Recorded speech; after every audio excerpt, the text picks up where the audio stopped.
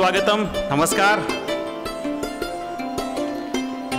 शारदा प्रकाशनतर्फे संपन्न होणाऱ्या या सोहळ्यात मी मनीष पंडित तुमचं मनपूर्वक स्वागत करतो. आपण पुढच्या 1 मिनिटात कार्यक्रमाला सुरुवात करणार आहोत. मी सगळ्यांना विनंती करतो, कृपया आसनस्थ व्हा.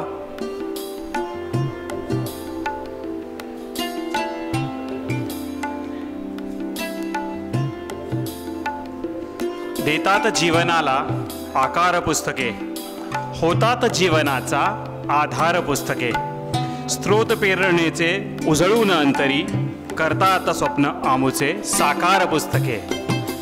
शारदा प्रकाशन ठाणे यांनी आयोजित केलेल्या आजच्या सोहळ्यात आपण प्रमुख पाहुण्यांचं आगमन झालं. त्यांचं पहिले स्वागत करूया. टाळ्यांच्या गजरात स्वागत करूया.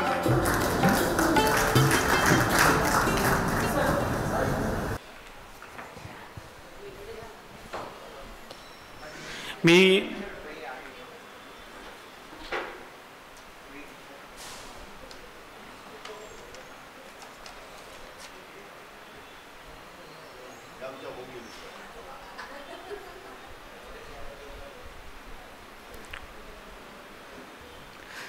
सगळ्यांनी आसनस्थ व्हायचंय. आपण कार्यक्रमाला सुरुवात करतोय.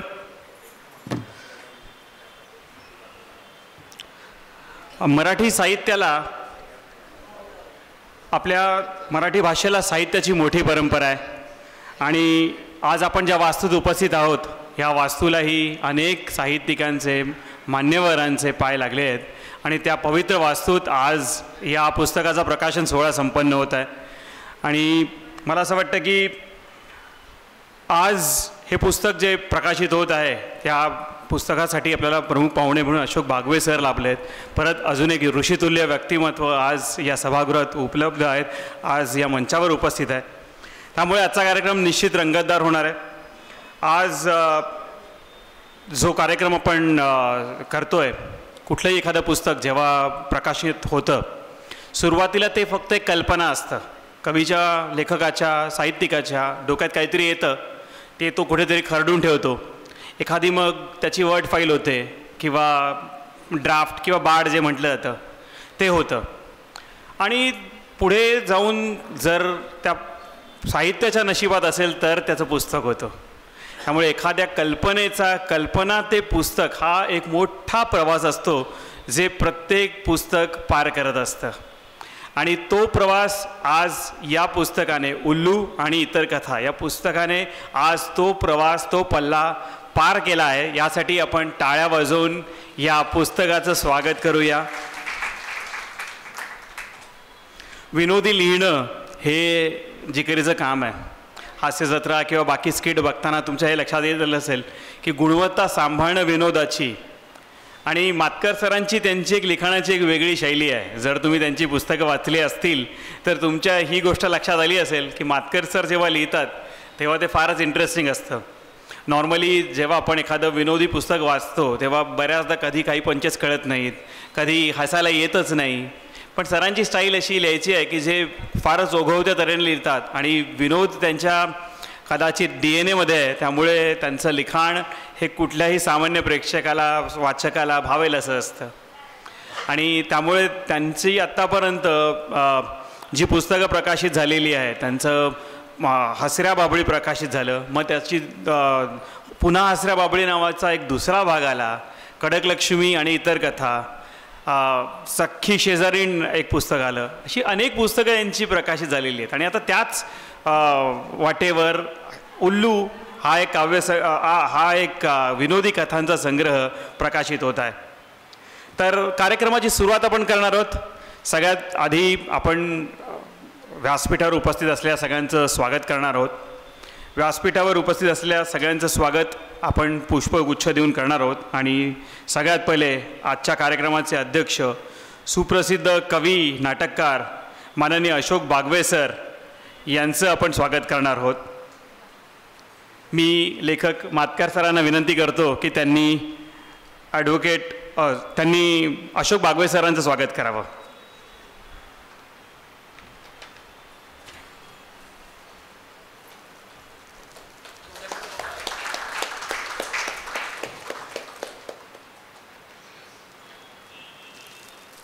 डॉक्टर मनीषा मातकरांना मी विनंती करेन की या कार्यक्रमाच्या आपल्या पाहुण्या लेखिका प्राध्यापिका रूपा चारी मॅडमचं स्वागत करावं.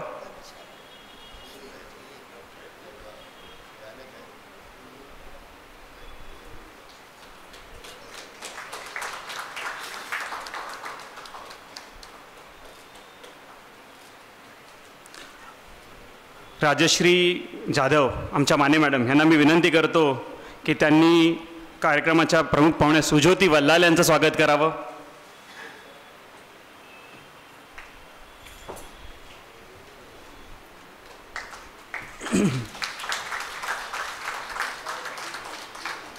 ॲडव्होकेट मातकर यांच्या पत्नी सौ आशा मातकरही मंचावर उपस्थित आहे. मी प्रज्ञा पंडित यांना विनंती करतो की त्यांनी पुष्पगुच्छ देऊन आशा मातकर मॅडमचं स्वागत करावं.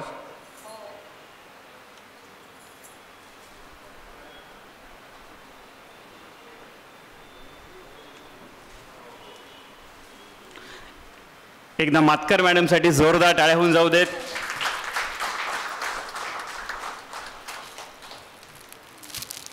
आणि सगळ्यात शेवटी आजचे आपले उत्सव मूर्ती लेखक RB मातकर यांचं स्वागत करायला संतोष राणे सर तुम्ही मंचावर या.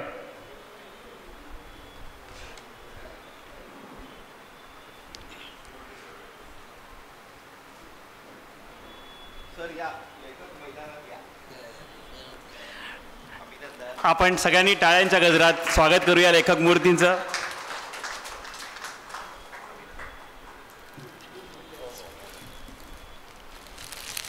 चला, प्रमुख पाहुणे मंचावर विराजमान झाले आहेत. सगळ्यांची स्वागत झालेली आहेत आणि मित्रपरिवार आणि नातेवाईक सगळेच आज इथे उपस्थित आहेत. तर एकदा तुम्हा सर्वांचंही आपण टाळ्यांच्या गजरात स्वागत करूया. एकदा टाळ्या होऊन जाऊ दे तुम्हा सर्वांसाठी. जसं मगाशी मी म्हटलं की कुठलंही पुस्तक हे बऱ्याचदा मनातच राहतं. काही पुस्तकं अशी असतात की जी कधीच लिहिली जात नाही. डोक्यात चांगली कल्पना येते, ती लिहावीशी वाटते.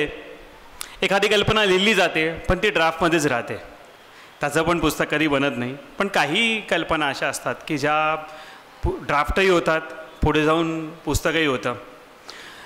हे पुस्तक बनण्यासाठी प्रकाशकाचा खूप मोठा हात असतो. कवी, लेखक, साहित्यिक अनेक लढाया एकत्र लढत असतात प्रकाशकांच्या सोबत. त्यामुळे ज्या प्रकाशन संस्थेमुळे हे पुस्तक आज इथे प्रकाशित होतं आहे त्या शारदा प्रकाशन ठाणे या संस्थेसाठी आणि डॉक्टर संतोष राणे सरांसाठीही एकदा टाळ्या होऊन जाऊ देत.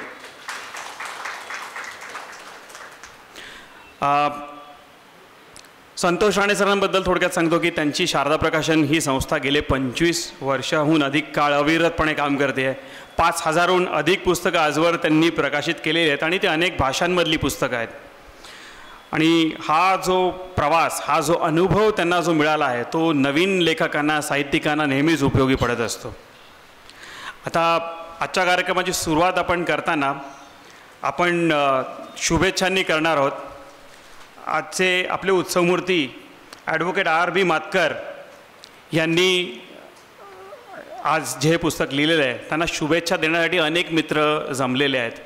पण तुमच्यातलाच एक प्रतिकात्मक इथे येऊन त्यांचं मत व्यक्त करणार आहे.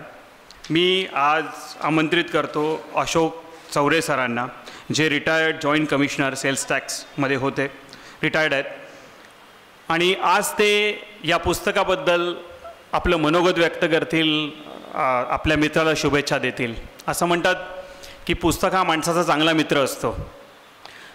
आणि कारण असं म्हणतात, कारण पुस्तक माणसाला दिशा देत असतं, बऱ्याचदा मनोरंजन करत असतं.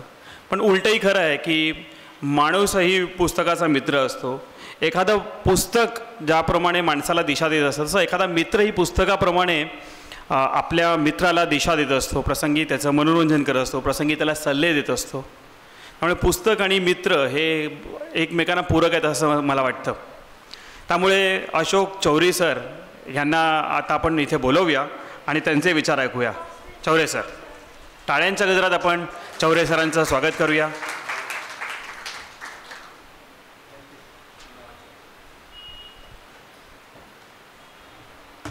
नमस्कार मंडळी. आदरणीय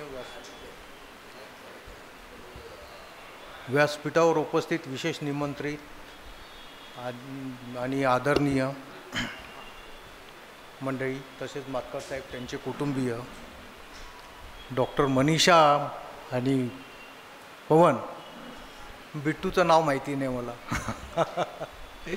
आपण मातकर साहेबांच्या प्रेमाखातर जमलेली सर्व मंडळी आणि आपण ज्यांच्या प्रेमाखातर जमलो असे मातकर साहेब. खरं म्हणजे माझं नाव उच्चारताच मला एक आश्चर्याचा धक्का बसला, कारण सुरुवातच माझ्यापासून करायची तर, पण खरोखरचा सुखद म्हणजे काय म्हणतो आपण, सुखद धक्का आहे. मातकर साहेबांचं लेखन किंवा मातकर साहेबांना आपण ओळखतो ते खरं म्हणजे विक्रीकर विभागात जॉईंट कमिशनर म्हणून काम करताना. तिथून निवृत्त झाल्यानंतर LLB करून स्वतंत्र वकिली व्यवसाय करायचा हाच मोठा खटाटोप आहे. आणि वकिली व्यवसाय स्थिर स्थावर झाल्यानंतर त्यांच्यातला लेखक जागा झाला आणि आता सांगितल्याप्रमाणे 4 कथासंग्रह त्यांनी प्रकाशित केल्या. हे 5वं आहे, उल्लू आणि इतर कथा. हो ना साहेब? साहेबांचा लेखनाचा ढंग हा विनोदी आणि ललित कथासंग्रह जो म्हणतो आपण त्याला तसा आहे. मोस्टली त्यांचं जे लेखन आहे ते आपल्या सभोवताली घडणाऱ्या घटनांवर तीक्ष्ण निरीक्षण शक्तीच्या जोरावर त्यांनी ज्या काही घटना घडलेल्या आहेत त्यांचा अभ्यास करून किंवा त्या लक्षात घेऊन काल्पनिक पात्र रंगवून त्याच्या आधारे विनोदी लेखन केल्याचं आपल्याला लक्षात येते. उल्लू आणि इतर कथा याबद्दल बोलायचं तर त्यातली पहिलीच कथा जी आहे, असाही एक बाजीराव. हा असाही एक बाजीराव साहेबांनी इतका विनोदी पद्धतीने रंगविला आहे. त्याचं खरं नाव म्हणजे का, पात्राचं जे एक असाही एक बाजीराव जे आहे त्याचं नाव आहे काल्या हातोडा. हा आपल्या वस्तीमध्ये दहशत पसरवून, गुंड प्रवृत्तीचा माणूस असतो. हा आपल्या दहशत पसरवून काळे धंदे राजरोसप्रमाणे करत असतो. पण हा आपला एवढी दहशत जबरदस्त करतो, पण बेसिकली तो जेव्हा पोलीस पकडतात त्याला तेव्हा भित्रा शेषासारखा डरपोक असतो. मला तर त्याची बहादुरी जी आहे ना, खोदा पहाड आणि निकला चुहा असं दिसून येते. दुसरी कथा पण अशीच, आता कांदोबाची पाळी. साहेबांनी एवढं विनोदी पद्धतीने लिहिलेलं आहे. ही कथा वाचताना कांदे चिरताना डोळ्यात पाणी येते आणि कांद्याचे भाव वाढले की तोंडाचे पाणी पडते, ह्या म्हणीची आठवण होते. साहेब खरोखरच म्हणजे काय म्हणतो, आपल्या अवतीभोवती घडणाऱ्या ज्या घटना आहेत त्याच्यावरती असंही विनोदी पद्धतीने लिहिल्या जाऊ शकते, हे तुम्ही वाचल्यानंतरच तुमच्या लक्षात येईल. अटक्या मधू आणि फाटके गुरुजी. मित्रांनो, ज्यांचं बालपण खेड्यात गेलेलं आहे आणि विशेष करून वर्ग 4थीपर्यंत ज्यांचं शिक्षण खेडेगावात झालेलं आहे, त्याच्या लक्षात त्यांनी जे अनुभवलेलं आहे ते वातावरण शाळेतलं ही कथा वाचून अगदी डोळ्यासमोर उभी राहते. अटक्या गुरुजी आणि अटक्या मधू आणि फाटके गुरुजी. खेडेगावामध्ये जी शाळा असते त्या शाळेतले एक शिक्षकी वर्ग आणि त्यांचे विद्यार्थी याची गमतीदार कथा आहे. वाचून वाचून म्हणजे काय म्हणतो आपण, तोंडावर आपल्या पोटामध्ये काय म्हणतो एकदम हसण्याची उबळ येते. कोरोना शाप की वरदान. कोरोना महामारी आपण सगळ्यांनी अनुभवली आहे आणि या महामारीत घडणाऱ्या घटनांवरती पण विनोदी लेखन होऊ शकते, हे वास्तवात साहेबांनी दाखवून दिलेलं आहे. या कोरोनाच्या महामारीमध्ये लग्न समारंभ आणि वर्क फ्रॉम होम हे करीत असताना ज्या गमती जमती घडतात त्याच्यावरती आधारित ही कथा आहे.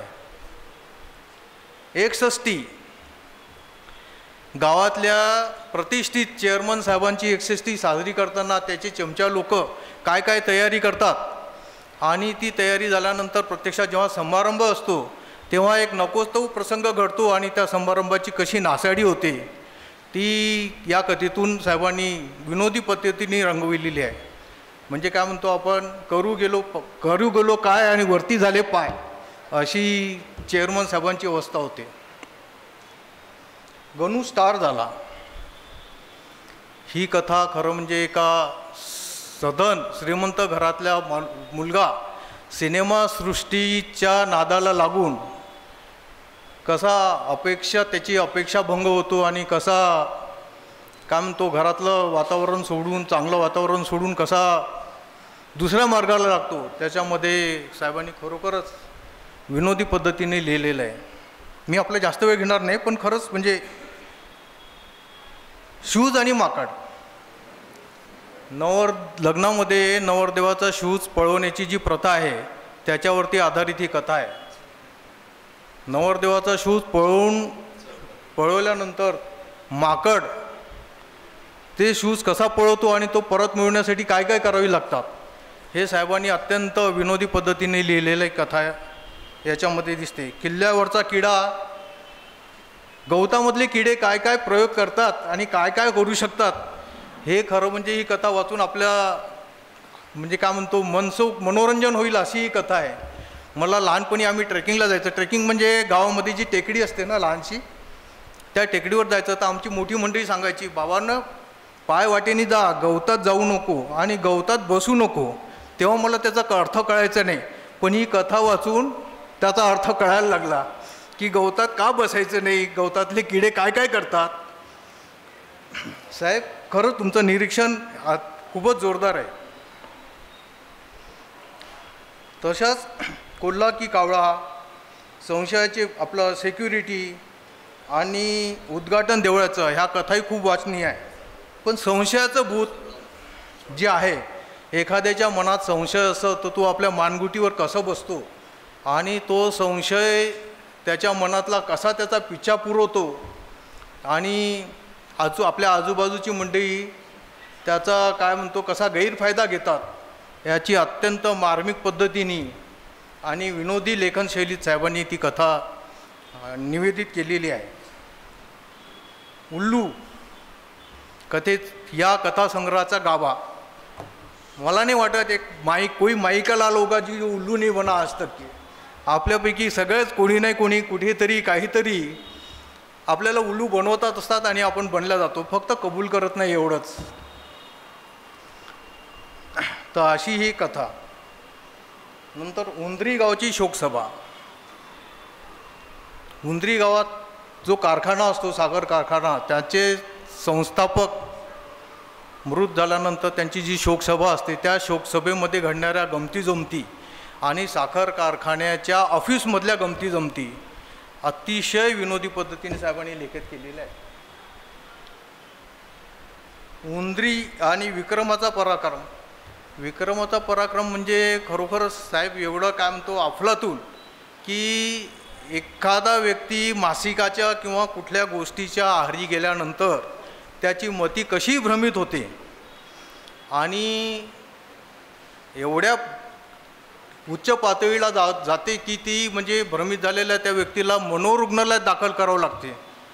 ते अतिशय पोलीस स्टेशनचा अनुभव साहेबांनी या कथेमध्ये निवेदित केलेला आहे. साहेब आपलं खरंच कौतुक आणि अभिनंदन की निवृत्त झाल्यानंतर आपल्यातला लेखक जागा करायचा, विनोदी पद्धतीने आजूबाजूच्या घडणाऱ्या घटना काल्पनिक पात्र रंगवून त्याच्यावरती लेखन करायचं आणि प्रकाशित करून घ्यायचं, ही खरोखरच राणीसाहेब आपलं पण कौतुक. साहेब कविता पण करतात. लवकरच त्यांचा काव्यसंग्रह प्रकाशित हो, पुन्हा एकदा आपल्याला सगळ्यांना एकत्र येण्याचा प्रसंग येऊ, एवढं आशा व्यक्त करतो. आणि हो, हे पुस्तक तुम्ही साहेब सवलतीच्या दराने उपलब्ध करून देतील आपल्याला. थँक्यू.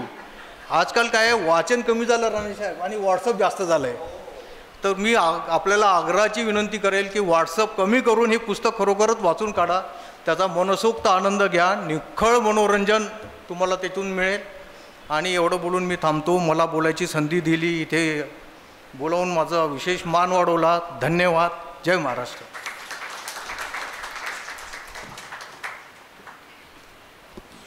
धन्यवाद चौरे सर. तुम्ही उल्लू आणि इतर कथा या पुस्तकात काय असेल याची एक छोटीशी झलक आता आपल्याला मिळालेली आहे. हे पुस्तक का वाचावं याचं कारण आपल्याला मिळालेलं आहे. तसंच हे पुस्तक का बनलं, कसं बनलं त्याबद्दल आता आपण ऐकूया. मी आमंत्रित करतो ॲडव्होकेट RB मातकर जे या पुस्तकाचे लेखक आहेत त्यांना. सर, तुमचा एक तत्पूर्वी छोटासा परिचय देतो मी. ललित कथा, विनोदी कथासंग्रह त्यांनी लिहिलेले आहेत. हसऱ्या बाबळी, पुन्हा हसऱ्या बाबळी, कडक लक्ष्मी, सख्खी शेजारीण यासारखे. आत्मचरित्र लिहिले त्यांनी बंडखोर नावाचं. मातीतील हिरे नावाची कादंबरी लिहिली आहे. याशिवाय त्यांची ओळख ॲडव्होकेट 2003मध्ये रिटायर झाल्यानंतर लॉ जॉईन केला आणि फर्स्ट क्लासमध्ये लॉ पास झालेत. क्राईम आणि फॅमिली कोर्टात प्रॅक्टिस करतात आणि लेखनाची आवड तर कॉलेजपासूनच आहे. पुण्यनगरीमध्ये त्यांचं गेले 3 वर्ष सदर सुरू आहे. त्यामुळे आता ऐकूया त्यांच्या तोंडूनच, ज्यांच्या नावातच मातकर आहे त्यांनी आपल्या येणाऱ्या अनेक अडचणीवर कशी मात केली आणि हे पुस्तक कसं बनलं, आज त्यांच्या या प्रसंगी काय भावना आहेत, ऐकूया लेखक मातकर यांच्या तोंडून. सर. नमस्कार, सुस्वागतम. आजच्या या पुस्तक प्रकाशनाच्या लहानशा समारंभाचे अध्यक्ष, उत्तम वक्ते, कर्णमधूर कवी श्री अशोक बागवे साहेब, या पुस्तक प्रकाशनाच्या समारंभाचं विशेष आकर्षण म्हणजे एक महान कवयित्री सुज्योती वल्लाल. सुज्योती वल्लाल मॅडम, आपलंही स्वागत आहे. त्यानंतर एक निवेदिका, सूत्रसंचालिका म्हणून ज्या कवयित्रीचं नाव आहे अशा डॉक्टर रूपाचारी, माझी सौता आहेच, सोबतच असते. याशिवाय खास आग्रहाने लांब लांबून येणारे माझे अनेक मित्र आणि वाचक वर्ग, या सगळ्यांचं मी या प्रसंगी स्वागत करतो आहे. मित्रो, पुस्तकाचं नाव उल्लू वाचल्यानंतर लोकांना वाटतं आहे असं काय आहे या पुस्तकामध्ये विशेष उल्लू लिहिण्यासारखं. हा उल्लू विषय काही आजचा नवीन नाही, महाभारतापासून चालत आलेला आहे. श्रीकृष्णाने जयद्रथाला उल्लू बनवलं. सुदर्शन चक्र सूर्यासमोर धरून अर्जुनाला सांगितलं, हा जयद्रथ आणि तो सूर्य. गेला तिथेच. श्रीकृष्णांनी त्या महान ग्रस्तानी, मी देव नाही म्हणत त्याला, असं म्हणेल की त्या काळामध्ये पृथ्वी तलावर तो एकमेव विद्वान असा होता की ज्यांनी लोकांमधली अंधश्रद्धा काढून टाकण्याचा प्रयत्न केला. एवढा हुशार माणूस. त्यांनी दुर्योधनाला चिवत्या बनवलं, म्हणजे आय एम सॉरी, उल्लू बनवलं. शब्द थोडासा घसरला बरं का, घसरायचाच. कारण परिस्थिती तशी की दुर्योधनासारख्या म्हणजे महान योद्ध्याला उल्लू बनवलं. त्यावेळेला उल्लू या शब्दाचा पर्यायी शब्द वेगळा होता, पण अर्थ उल्लूच होता. त्यानंतरच्या इतिहासात तुम्ही या छत्रपती शिवाजी महाराजांनी अफजल खानाला, तुझी मला फार भीती वाटते बाबा, तुझ्यासमोर यायची माझी हिंमत नाही असं म्हणून जावळीत बोलावलं आणि तिथे त्याचा उल्लू केला. आत्ता हल्ली आपण पेपरमध्ये वाचत असाल, कुण्या बाईच्या कारणावरून शेअरमध्ये भरपूर पैसा मिळतो म्हणून चांगली चांगली माणसं उल्लू बनतात. हो, मला आश्चर्य वाटतं. आता परवाला तुम्ही वाचली असेल एक बातमी, इंग्रजी वर्तमानपत्रात, कदाचित मराठीतही आली असेल. मंत्रालयातला एक अधिकारी मंत्रालयातला अधिकारी म्हटलं म्हणजे आम्ही इतर खात्यातल्या अधिकाऱ्यापेक्षा जास्त हुशार समजतो. त्या अधिकाऱ्याला 4 कोटी रुपयाचा चुना लावला एकानं. कशाकरता? तुमचे पैसे ऑनलाईन शेअर बिझनेसमध्ये लावा, तुम्हाला डबल नफा मिळेल असं सांगून. आता या ग्रस्तांनी, एवढ्या हुशार ग्रस्तांनी 4 करोड रुपये त्याच्यामध्ये खर्च केले. आणि नंतर त्याच्या लक्षात आलं का तो संपूर्ण उल्लू बनला. पण याला उशीर झाला होता. आता मनात विचार आला माझ्या का मंत्रालयातून रिटायर होणारा माणूस असे किती पैसे घेऊन रिटायर होईल हो? 4 करोड रुपये, म्हणजे त्यांनी कोणाला तरी उल्लू बनवलंच असेल ना. ही उल्लूची स्थिती आहे. म्हणजे बनवणाराही आहे, बनणाराही आहे. काही काही असेही आहेत की जे उल्लू बनवून स्वतःचा उल्लू सीधा करून घेतात आणि उल्लू बनवणाऱ्याला सुद्धा उल्लू बनवतात. आता कालच तुम्ही बातमी वाचली असेल, एक पत्रकार होता, त्या पत्रकाराला एक फोन आला. त्या फोनमध्ये त्याला सांगण्यात आलं की बाबा तुझा जो मोबाईल आहे त्या मोबाईलमध्ये तुझ्या आधार कार्डचा आणि पॅन नंबर आहे, तो कुणीतरी मोठ्या व्यवहाराकरता वापरला आणि त्याची पोलीस एन्क्वायरी सुरू झाली आहे. तर तुझं नाव रजिस्टर्ड झालं आहे कंप्लेंटमध्ये आणि उद्या तुझ्या घरी पोलीस येणार आहेत तुला पकडायला. पत्रकार असतो, पत्रकार माणसं फार हुशार असतात बरं. पत्रकार असतो, त्याच्या लक्षात सुरुवातीला नाही आलं हे काय आहे ते, आणि तो म्हणायला लागला का मग शक्य आहे मोबाईल माझा कोणी वापरला आणि आता हल्ली तुम्हाला खोटे फोन करून तुमचा मोबाईल हॅक करता येतो. तर कोणी हॅक केला असेल, त्याच्यामधून गेले असेल हे डॉक्युमेंट्स. सुरुवातीला तो तयार झाला. त्यांनी सांगितलं की तुम्हाला याच्यातून सुटायचं असेल तर 50,000 रुपये तुम्हाला खर्च येईल. तो ग्रस्त तयार झाला. ठीक आहे म्हणे, काही हरकत नाही. त्यांनी फोन बंद केला. थोड्या वेळाने त्याच नंबरवर त्यांनी फोन केला आणि त्यांनी सांगितलं की मी 50,000 रुपये द्यायला तयार आहे, पण एका गोष्टीमध्ये अडचण आहे, तेवढा पैसा आत्ता माझ्याजवळ नाही. माझी एक चेन गळ्यातली सोन्याची सोनाराकडे गहाण पडली आहे आणि ती सोडायला तो 11,000 रुपये मागतो आता ताबडतोब. तेवढे माझे पैसे शिल्लक, तेवढे माझ्याजवळ पैसे नाही आहे. ते 11,000 रुपये तो मागतो. ते 11,000 रुपये भरले की मला ती चेन परत मिळेल आणि मग मी ती विकून तुम्हाला 50,000 रुपये देऊ शकेल. त्या ग्रहस्थानी 2 दिवसामध्ये त्याला एकदा 3,000 रुपये, एकदा 7,000 रुपये, एकदा 2,000 रुपये असे पैसे पाठवले. हे बोलत असताना त्यांनी आपला मोबाईल पोलीस स्टेशनशी कनेक्ट केला आणि ते सगळं पोलीस स्टेशनला रेकॉर्ड झालं. तुम्ही वाचली असेल ही बातमी, कालच्याच पेपरला आहे. ते सगळं पोलीस स्टेशनला रेकॉर्ड झालं आणि तो ग्रस्त पकडला गेला. त्यानंतर तो याला हात जोडून म्हणतो की बाबा माझे 11,000 रुपये दे. अशीही माणसं जगामध्ये आहेत.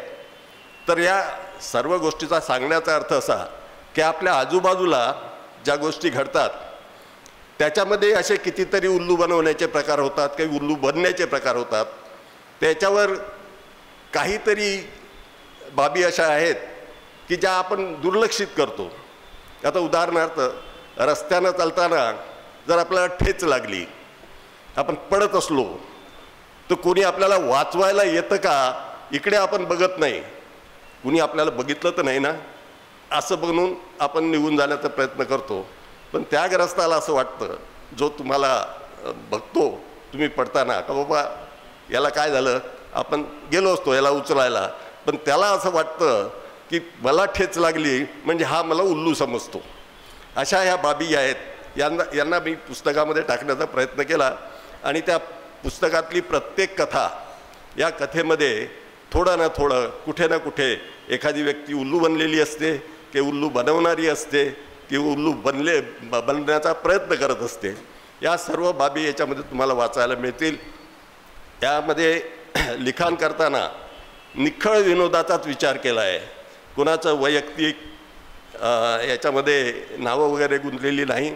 जी काही नावं आहेत तीसुद्धा काल्पनिक आहेत, घटना काल्पनिक आहेत. पण साधारणतः तुम्हाला असं वाटेल की या घटनांमधून कुठेतरी आपण पास झालो आहे किंवा ह्याच्यामधून कुठून तरी आपण गेलो आहे किंवा आजूबाजूला आपल्या हे काहीतरी घडत आहे. तर मित्रांनो, उद्देश माझा केवळ आणि केवळ वाचकांचं मनोरंजन हाच आहे, दुसरा काहीही उद्देश नाही. माझी विनंती अशी आहे, इथे समोर पुस्तकं ठेवलेली आहेत, 150 रुपये किंमत आहे. ती जी 20% डिस्काउंट दिला की 120 रुपयाला तुम्ही घेऊ शकता. घेतलीच पाहिजे असं नाही, वाचायची ज्यांना आवड आहे त्यांनी घ्यावी अशी मी आपणाला विनंती करतो. आणि यात म्हणजे हे सगळे प्रसंग घडवून आणणारे आमचे शारदा प्रकाशनचे मालक संतोष राणे एक उत्तम वक्ते छान प्राध्यापक, उत्तम लेखक हे सर्व संज्ञा असूनही याशिवाय कोणाची प्रशंसा करण्याच्या संदर्भात प्रशंसा या पोतडीमध्ये जेवढी काही विशेषणं असतील तेवढी सगळी विशेषणं आपल्या लेखकाला लावून त्याचा उत्साह वाढवण्याचं काम करणाऱ्या श्री संतोष राणे यांचा मी विशेष आभारी आहे. धन्यवाद. नमस्कार.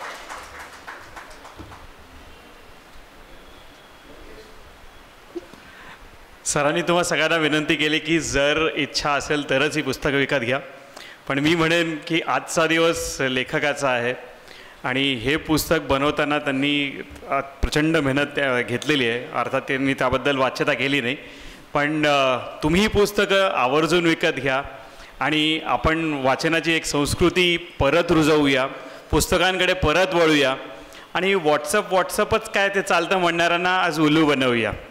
त्यामुळे तुम्ही ही पुस्तकं आज नक्की विकत घ्या. सरांनी सांगितलं त्याप्रमाणे डिस्काउंट रेटमध्ये फक्त 120 रुपयामध्ये ही पुस्तक आज उपलब्ध आहे. तेव्हा आपण जाताना एक कॉपी जरूर घ्यावी.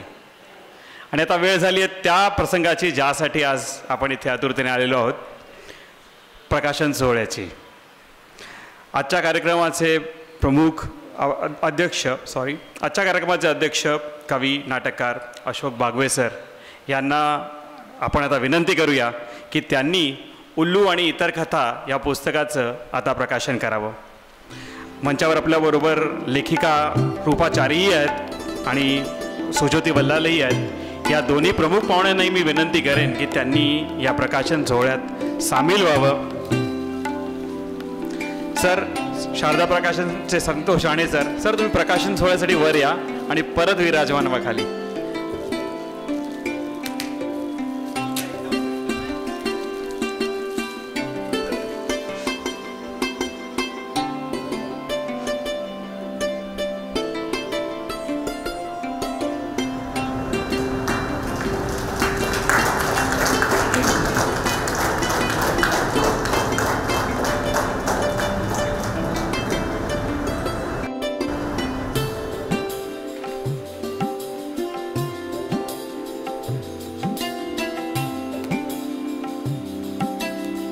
सर, तुमच्या हातात माईक आहे.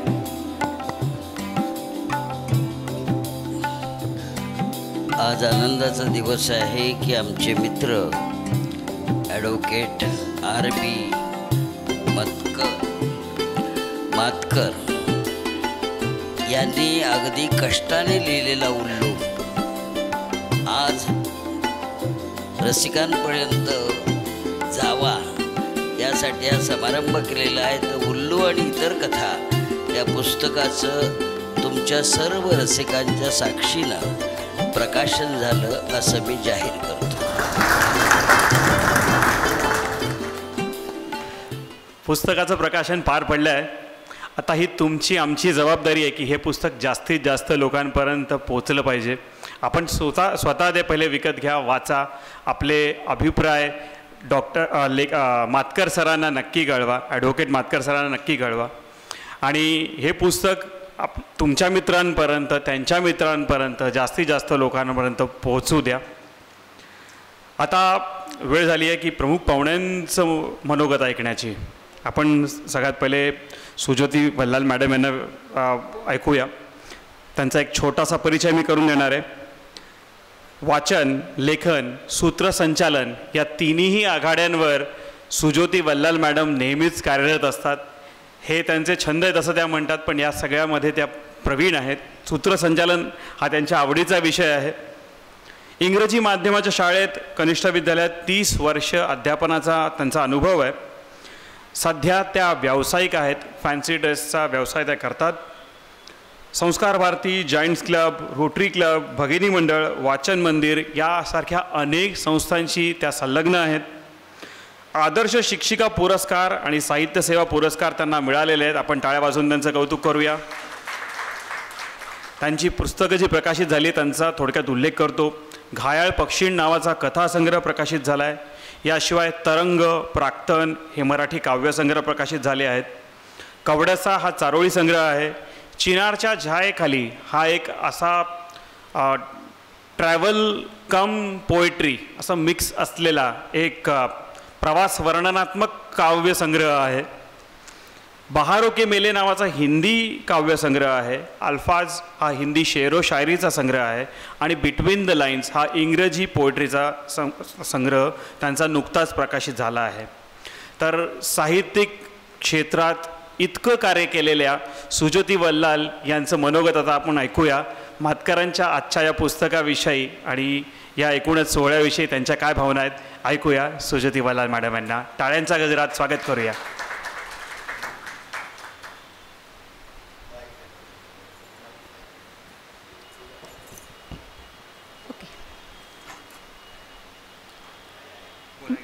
व्यासपीठावरील मान्यवर, आजचे अध्यक्ष अशोक बागवे सर, आजचे सत्कारमूर्ती ॲडव्होकेट R.B. मातकर सर, त्यांच्या धर्मपत्नी कवयित्री डॉक्टर रूपाचारी मॅडम,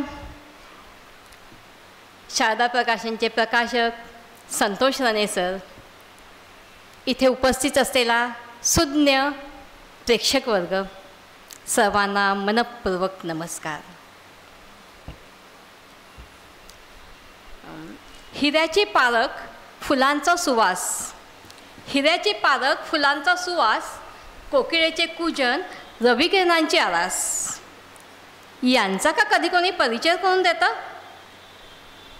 आपल्या आजचे सत्कारमूर्ती ॲडव्होकेट R.B. मातकर सर. पेशाने ॲडव्होकेट आहेत ते, परंतु लेखन करण्यात त्यांचा हातखंडा आहे.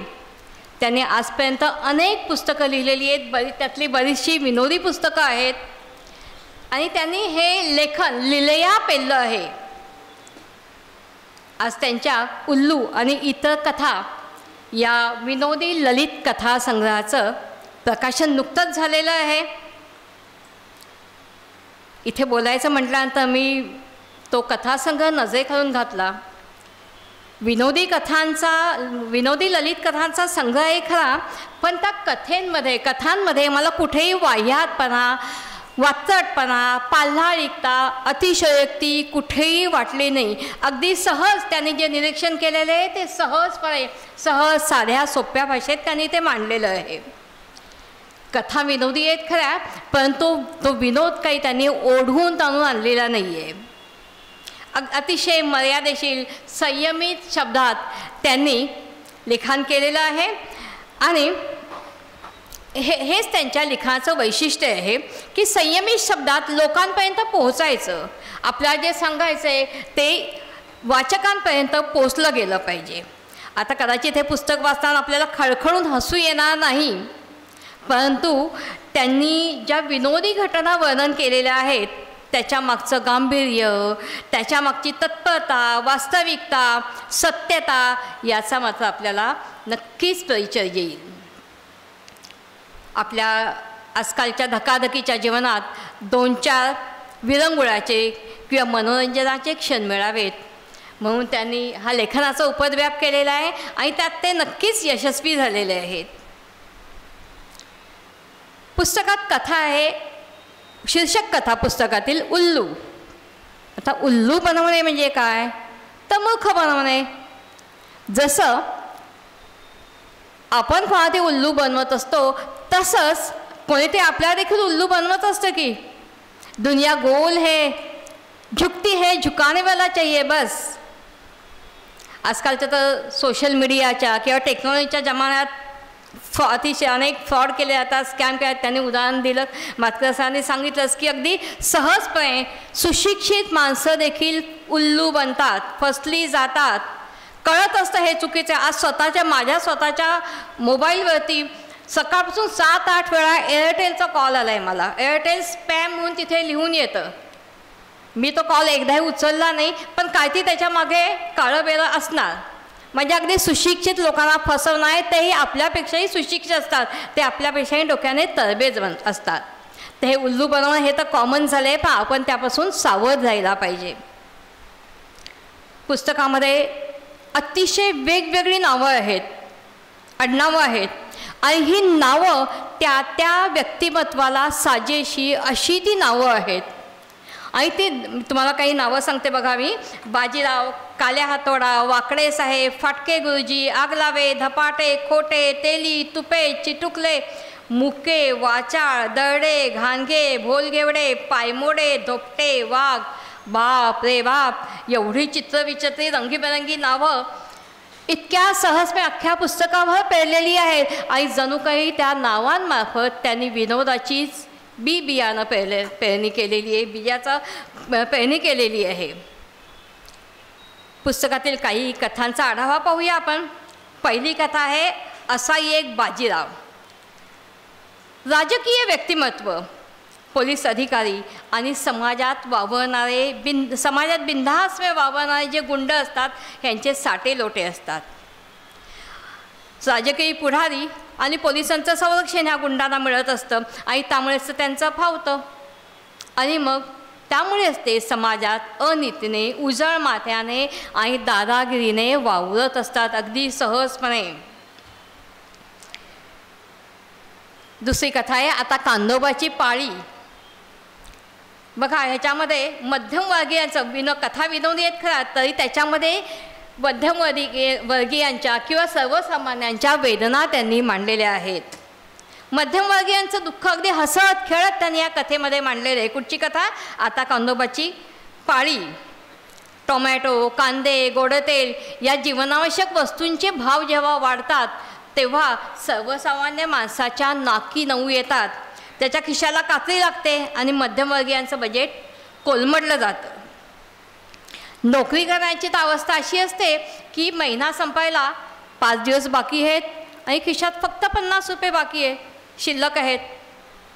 मग घर कसं चालवायचं? अगदी वडापाव खायला गेलं ते 15 रुपये सहज जातात की हो आजकाल. म्हणजे नोकरी करणारा जो असतो तो आयुष्यभर मध्यमवर्गीयच राहतो. आणि त्यामुळे माझं तर मत असं आहे की नोकरी करण्याने एखादा साईड बिझनेस किंवा लहानसहान एखादा व्यवसाय करायला काय हरकत आहे? 4 पैसे खिशात खुळखुळ देता आपणही सुखासमाने जीवन जगू शकू. अटक्या मधू आणि फाटके गुरुजी, याच्यातले जे फाटके गुरुजी आहेत त्यांना पॅरालिसिसचा अटॅक आलेला असतो. आणि त्या पॅरालिसिसच्या अटॅक आल्यामुळे त्यांचं तोंड वाकडं झालेलं असतं, त्यांना त्यांच्या बोलण्यावर परिणाम झालेला असतो आणि त्याच्यामुळे अनेक गैरसमज निर्माण होतात. आणि त्या गैरसमजातून देखील विनोदाची निर्मिती होते आणि त्यामुळे वाचणारा नकळतपणे हसायला लागतो. प्रेक्षकांना आज 22 मार्च, सुमारे 5 वर्षापूर्वी याच दिवशी लॉकडाऊन लागलं होतं. 22 मार्च 2020 साली लॉकडाऊन लावलं. सगळं दुनिया ठप्प झाली, कामावर जाणं बंद, घरात बसायला लावलं लोकांना. त्याच्यामुळे काय झालं, घरातली माणसं जवळ आली खरी, परंतु त्या जास्त जवळ आल्यामुळे त्यांच्यात भांडणं व्हायला लागली. अगदी काहींचे घटस्फोट देखील झालेले आहेत या कारणामुळे. असं मला वकिलांकडूनच ऐकायला मिळालं की खरं खोटं वकीलच जाऊ शकतात. तर हे अशी देखील आहे, म्हणजे जास्त जवळ देखील चांगली नसते हो.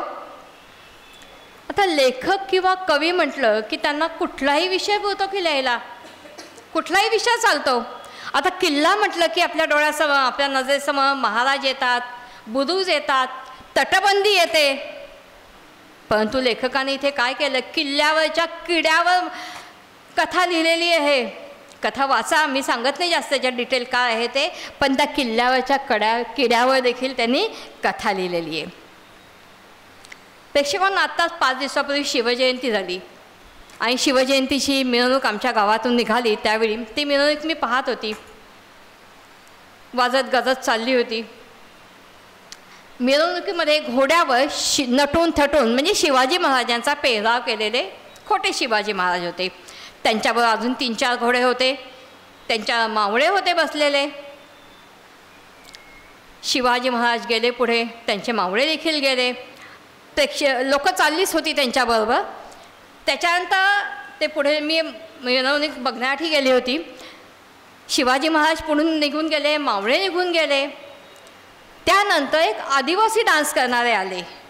मला कळत नाही, मी आदिवासी डान्स दरवर्षी बघते. डान्सची नावं वेगवेगळी असतात, ॲक्शन त्याच्यात तेच असतात सेम. काही हरकत नाही, जाऊ दे. तर त्या आदिवासी डान्स करणाऱ्याने त्या बायकांनी अगदी ताल धरून छानपैकी इथे नृत्य केलं. तेही पुढे निघून गेले. त्याच्यानंतर डॉल्बीवाल्यांची व्हॅन आली. आता आपण बघायला उभं असल्यानंतर जे समोर येईल ते बघायचं. डॉल्बीवाल्यांची व्हॅन आली, त्याच्यातून गाणं सुरू झालं. बिलाईशी नागिन निघाली, नागोबा डुलायला लागला, बिलाईशी नागिन निघाली. अरे मला प्रश्न पडला, ते घोड्यावरचे शिवाजी महाराज आणि ते डोलणारी नागिन यांचा संबंध काय?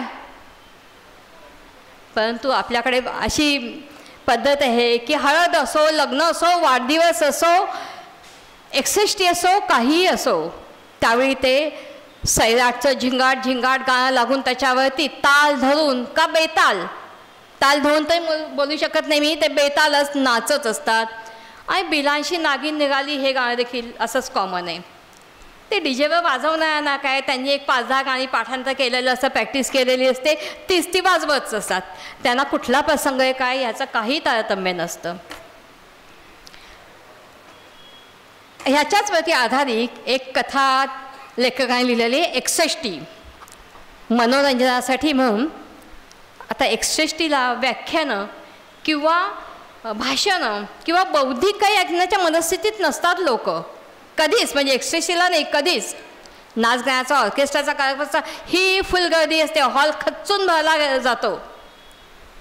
पण 61ला सहभागीमध्ये ठरलं की नाच गाण्याचा कार्यक्रम ठेवायचा. अर्थातच त्या नर्तकी होत्या, नऊवारी साडी नेसून आलेल्या, नटून थटून आलेल्या, स्टेजपर्यंत येतात आणि तेवढ्यात अनाऊन्समेंट होते की अल्पोपहार द्यायची सुरुवात झाली. त्याच्यावर लोकांना आधी खायला हवं असतं, ते तिथे जातात अल्पोपहार घ्यायला. आणि त्याचबरोबर त्या नर्तकी देखील मागच्या मागे हॉलच्या मागे वळून अल्पोपहार घ्यायला जातात आणि अल्पोपहार करून त्यांच्या गाडीत बसून त्या नाहीशा होतात. लोक तिथे खाऊन झाल्यानंतर येतात, कधी प्रोग्राम चालू होईल, कधी नाचगाणी चालू होतील, परंतु नाचगाणी काही चालू होत नाही. आणि त्या ज्या नर्तकी आले असतात त्या तर निघून जातातच. लोक वाट बघतात कधी चालू होईल कार्यक्रम, कधी नाचगाण्याचा कार्यक्रम चालू होईल, आणि कार्यक्रम काही चालू होत नाही. मग त्यांना कळतं की आता काही नाचगाणी होणार नाही आहे तिथे. मग हळूहळू ती लोक तिथे जमा आली, त्यांनी देखील काढता पाय घेतात, नाराज होतात ते, आणि मग ते तिथून निघून जातात. पुस्तकामध्ये इतरही अनेक कथा आहेत. गणू स्टार झाला, सिक्युरिटी, शूज आणि माकड, अशा बऱ्याच काही विनोदी कथा आहेत पुस्तकामध्ये. अच्छा होता है ज़िंदगी में कुछ बातें अधूरी रहना, अच्छा होता है ज़िंदगी में कुछ बातें अधूरी रहना, और उसके इंतज़ार में सारी ज़िंदगी आस लगा कर बैठना.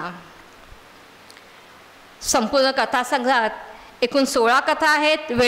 अभावी मी इथे काही सगळ्या कथांबद्दल बोलू शकत नाही, परंतु सर्वच कथा छान, सहज, सोप्या, ओघवत्या भाषेत, प्रभावी भाषेत मांडल्या गेल्या आहेत.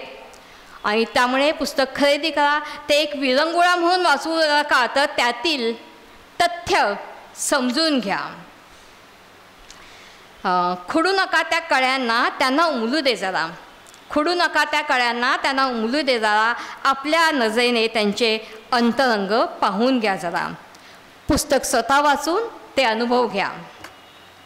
मला इथे आमंत्रण दिल्याबद्दल आणि 2 शब्द बोलू दिल्याबद्दल मी आयोजकांची खूप खूप आभारी आहे.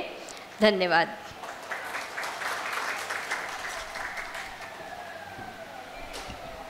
धन्यवाद सुज्योती मॅडम. आताच मी उल्लेख केला सुज्योती मॅडमचा की त्या सूत्रसंचालन त्यांना आवडतं, आणि एक सूत्रसंचालक म्हणून मला एक दुवा सापडला आहे की आता पुढचे जे पाहुणे आहेत त्या स्वतः सूत्रसंचालन क्षेत्रातल्या गुरु आहेत. एक सूत्रसंचालक म्हणून 2 सूत्रसंचालकांच्या मध्ये बोलण्याची संधी मला मिळालेली आहे. डॉक्टर रूपाचारी मॅडम खास गोव्याहून या कार्यक्रमासाठी इथे आल्या आहेत. सर्वप्रथम यासाठी एकदा जोरदार टाळ्या वाजवूया. सूत्रसंचालन एक कला हे पुस्तक त्यांचं प्रकाशित झालं आहे. कदाचित माझ्यासारख्यांना ते वाचण्याची गरज आहे. सूत्रसंचालन, व्हॉइस ओव्हर, डबिंग आणि लेखन अशा क्षेत्रांमध्ये 25 वर्ष त्या कार्यरत आहेत. भंगराळे गाव गोवा महोत्सव यशोदामिनी पुरस्कार, अखिल भारतीय कोकण संगीत संमेलन, कलारंग, सरस, कला सन्मान अशी अनेक नावं त्यांनी सूत्रसंचालन केलेल्या कार्यक्रमांची त्यांच्या बायोडेटामध्ये आपल्याला वाचायला मिळतील. अभिनयही त्या करतात. राज्यस्तरीय कोकणी नाट्य स्पर्धेत त्यांनी सहभाग घेतला होता आणि अभिनयाचं पारितोषिकही त्यांना मिळालेलं आहे. मर्नकटो, कस्तुरी, गुणाजी, सावरिया.com यासारख्या लघुपटांमध्ये, चित्रपटांमध्ये त्यांनी अभिनय केला आहे. डबिंग आर्टिस्ट म्हणून त्यांनी काम केलं आहे. अंतर्नाद या कोकणी फिल्मसाठी त्यांनी डबिंग केलेलं आहे. हिंदी आणि कोकणी कथांचा अनुवाद, अझो साहित्य अकादमी पुरस्कार प्राप्त कादंबरी या कादंबरीचा कोकणीत अनुवाद त्यांनी केला आहे. अनेक परिसंवादांमध्ये त्यांनी सहभाग घेतला आहे. राष्ट्रीय आंतरराष्ट्रीय पातळीच्या कार्यशाळांमध्ये, परिसंवादांमध्ये त्या आवर्जून बोललेल्या आहेत. आणि प्रजासत्ताक दिनाच्या निमित्त जळगाव महाराष्ट्रातील शिबिरात त्यांची खास विशेष सहभाग म्हणून त्यांची नेमणूक करण्यात आली होती. तर अशा रूपाचारी मॅडम खास गोव्याहून इथे आल्या आहेत. आपण त्यांचं मनोगत ऐकणारच आहोत, पण त्याआधी एक छोटंसं सरप्राईज त्यांच्यासाठी. कोकण ग्राम विकास मंडळातर्फे त्यांना एक विशेष पुरस्कार जाहीर झाला होता. अनफॉर्च्युनेटली गाड्या आणि बाकी तारखा न जुळल्यामुळे ते त्या समारंभाला उपस्थित राहू शकले नाहीत. पण आज त्या इथे खास ठाण्यात या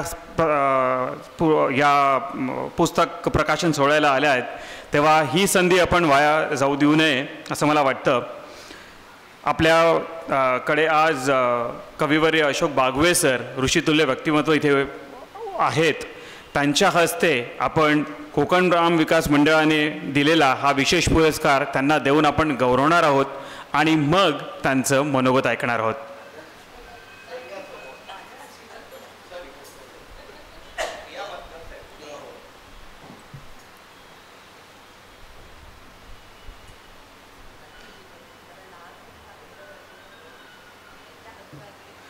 एकदा चारी मॅडमसाठी जोरदार टाळ्या होऊन जाऊ देत.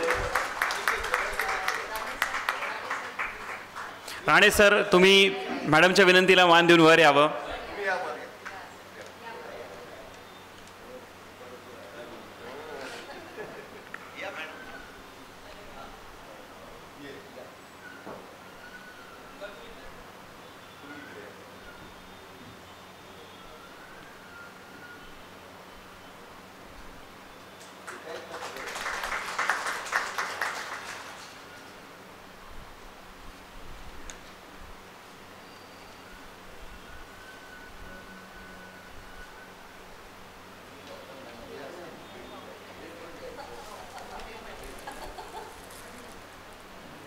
पुष्पगुच्छ देऊनही आपण त्यांचं पुष्पगुच्छ देऊन आपण मॅडमचा गौरव करतो आहोत.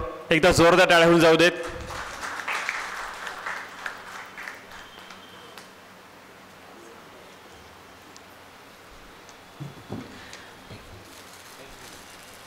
तर आता वेळ झाली आहे एका सूत्रसंचालिकेला ऐकण्याची. मी विनंती करतो डॉक्टर रूपाचारी मॅडम यांना त्यांनी त्यांचं मनोगत व्यक्त करावं. ॲडव्होकेट आर बी मातकर यांच्या पुस्तकाविषयी त्यांचं काय मत आहे जाणून घेऊया.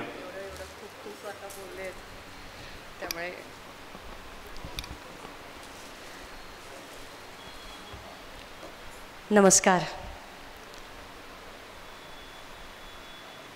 मंचावर आसीन ज्यांना मी माझ्या महाविद्यालयातील त्या दिवसामध्ये ज्यांना पाहिलेलं होतं, बोललेले नव्हते आणि तुम्ही तिथे आलेला होता सुदेश लोटलीकरच्या घरी, पण मला सुद्धा तेवढं माहीत नव्हतं कारण आम्ही फर्स्ट इयरमध्ये होतो. ते सुप्रसिद्ध कवी अशोक बागवे सर, आजच्या ह्या कार्यक्रमाची उत्सवमूर्ती advocate R B Matkar sir. खरोखरच म्हणजे हे पुस्तक वाचताना त्यांनी मात केलेली आहे हे माझं प्रांजळ मत आहे, कारण हे पुस्तक मी वाचलेलं आहे. सौभाग्यवती मातकर, मला वाटतं ह्या पुस्तकात आपण त्यांचा खूपच म्हणजे त्यांचं खूपच नाव घेतोय, पण मला वाटतं सिंहाचा वाटा आपला पण आहे. मनोमन नमस्कार मॅडम. सुज्योती वल्लाल मॅडम, सूत्रसंचालक आणि सभागृहात सर्व आसन असतं. खरं म्हणजे कुठच्याही मी कार्यक्रमात जाऊ द्या, पण 1-2 माणसं ओळखीची असतात, 1-2. आजच्या ह्या कार्यक्रमात एक पण चेहरा ओळखीचा नाही. माफी मागते कारण मी सरळ बोलणारी आहे, तरी पण मला सर्वजण आपले आपलेसे वाटतात, सर्व आपले आपलेसे वाटतात. आणि ज्यांना मी आजपर्यंत माझं पुस्तक म्हणजे आत्ता जे मला पुरस्कार मिळालेला आहे, माझं पुस्तक जे शारदा प्रकाशन आणि डॉक्टर संतोष राणे सरांनी प्रकाशित केलेलं आहे, पण त्यांची माझी भेट आजच होत आहे. त्यांना मी पाहिलेलंच नाही आणि फक्त फोनवरून आमचं हे पुस्तक, ती मोठी कहाणी आहे, ती आता मी सांगणार नाही.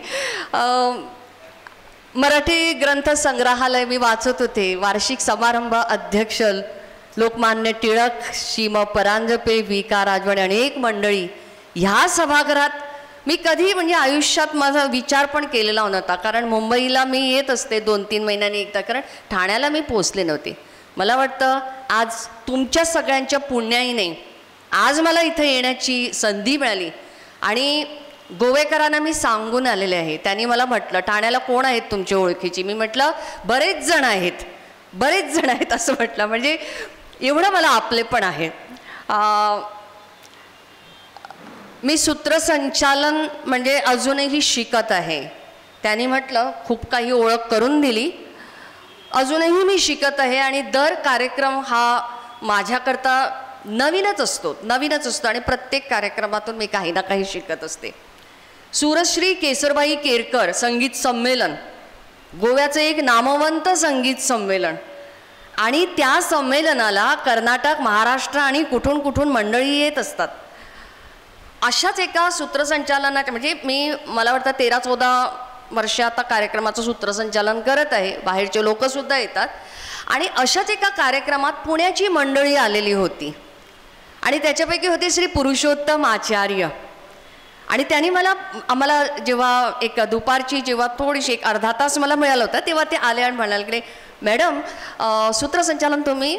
त्यांनी माझी वाहवा केली, नमस्कार त्यांना. आणि म्हटलं की मी म्हटलं सर मी मोठी सूत्रसंचालिका नाही हो, मी चुका फार केलेल्या आहेत, अजूनही करते मी हो, पण आम्हाला हे तुमचे मी म्हटलं असा असा अनुभव मला आलेला आहे त्या कार्यक्रमात, ह्या कार्यक्रमात. मॅडम तुम्ही लिहा ना. मी म्हटलं हां मी ऑलरेडी लिहिलेलं आहे, कोकणीमधून लिहिलेलं आहे आणि ते प्रकाशितसुद्धा झालेलं आहे. तर त्यांनी मला म्हटलं की कोकणीतून लिहिलेलं आहे ते आम्हाला कसं कळणार मॅडम, मराठीतून लिहा की तुम्ही.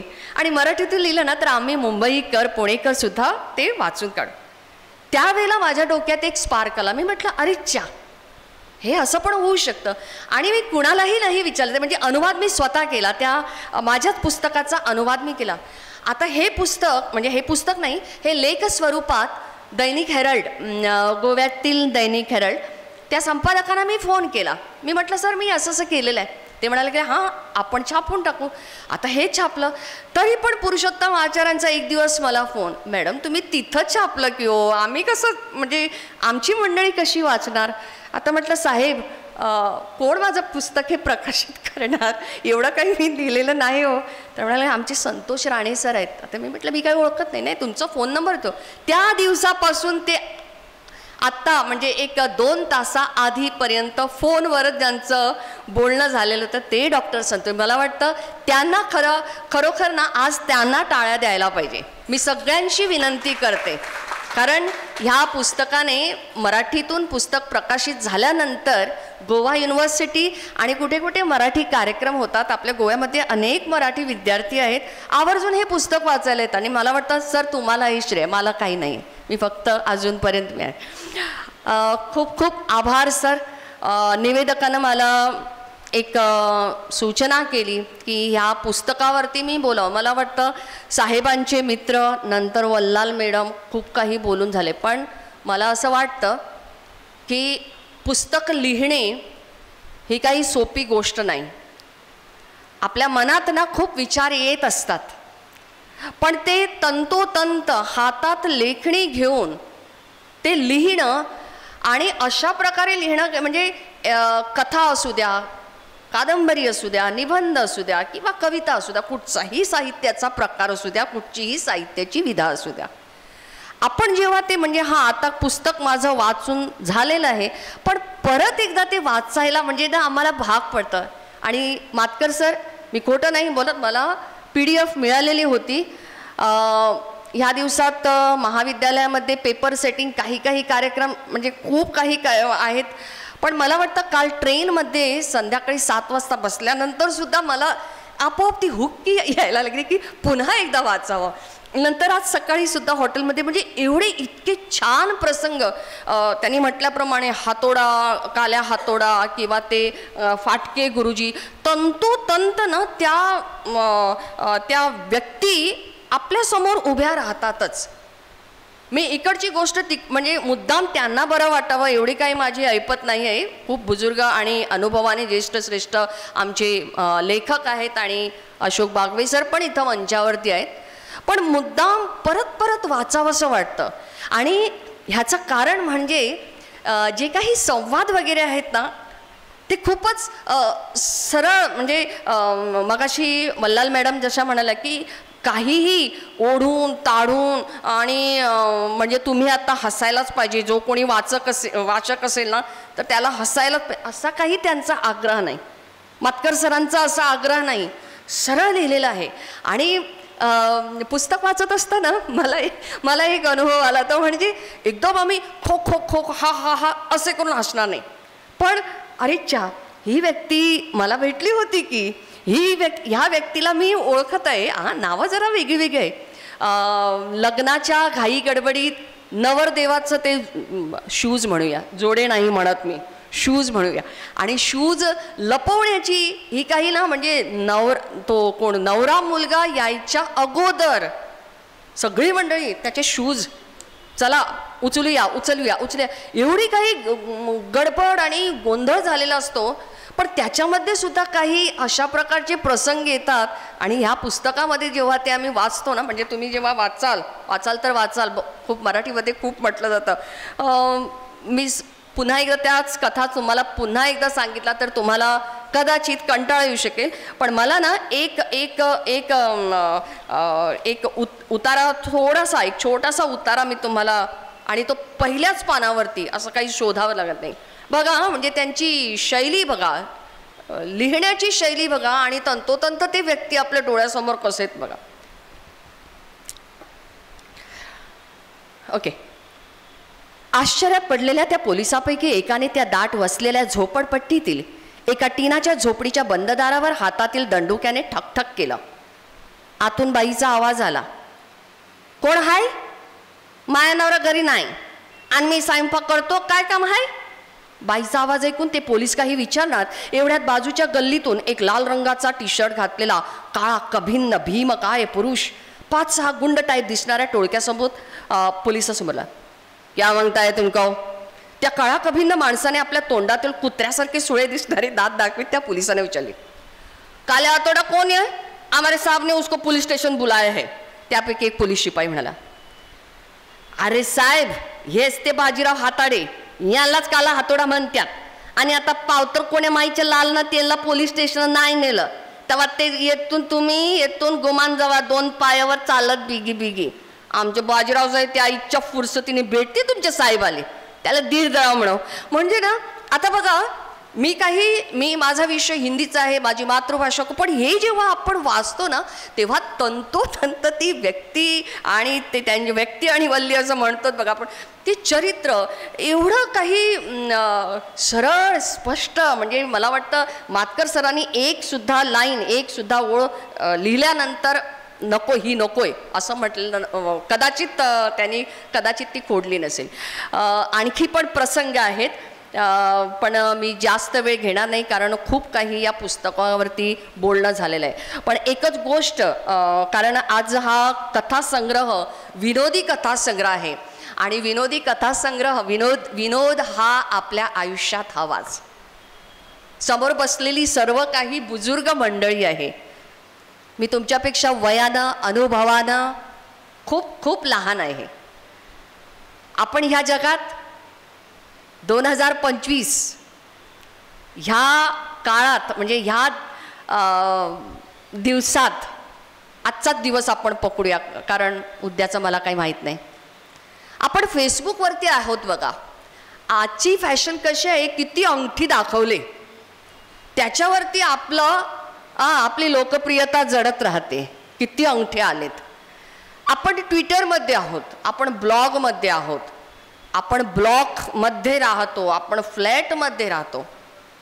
पण हे हसणं, हे विनोद, एकमेकांशी हितगुज करणं, एकमेकांशी बोलणं, कारण आपल्या हातात ना हे चौकोनी हे शस्त्र असतं आणि ह्याच्या समोर ना आपल्याला काहीही नको असतं.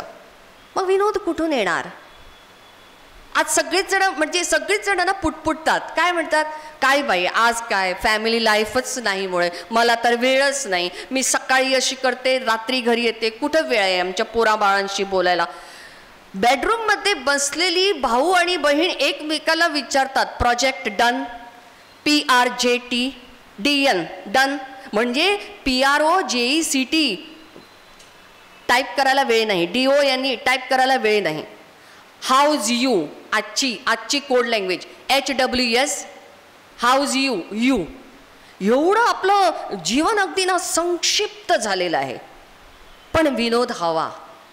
जसं म्हणजे जेवणात मिठाची आवश्यकता असते, पण मीठ जास्त घातलं ना तर ती काही वेगळंच होतं, ते काही सांगायला माझ्या बहिणींना काही गरज नाही, पण ती मिठाची आवश्यकता असते, चिमूटभर ती पिंच तो आपल्याला हवा असतो. आणि त्याप्रमाणे या आयुष्यात सुद्धा, आपल्या ह्या दैनंदिन जीवनात सुद्धा विनोद हा हवाच. फक्त एक विरंगुळा म्हणून 1-2-3 जोक्स मी तुम्हाला वाचून दाखवणार, छोटे छोटे 1 सेकंदाचे जोक्स. एका लग्नाच्या रिसेप्शनला गेलो होतो, तेथे आईस्क्रीम देताना, म्हणजे आम्हीच आमच्या फ्रेंड्सना जसे फॉरवर्ड करतो ना टाईप करून, ते चाललेले आहेत.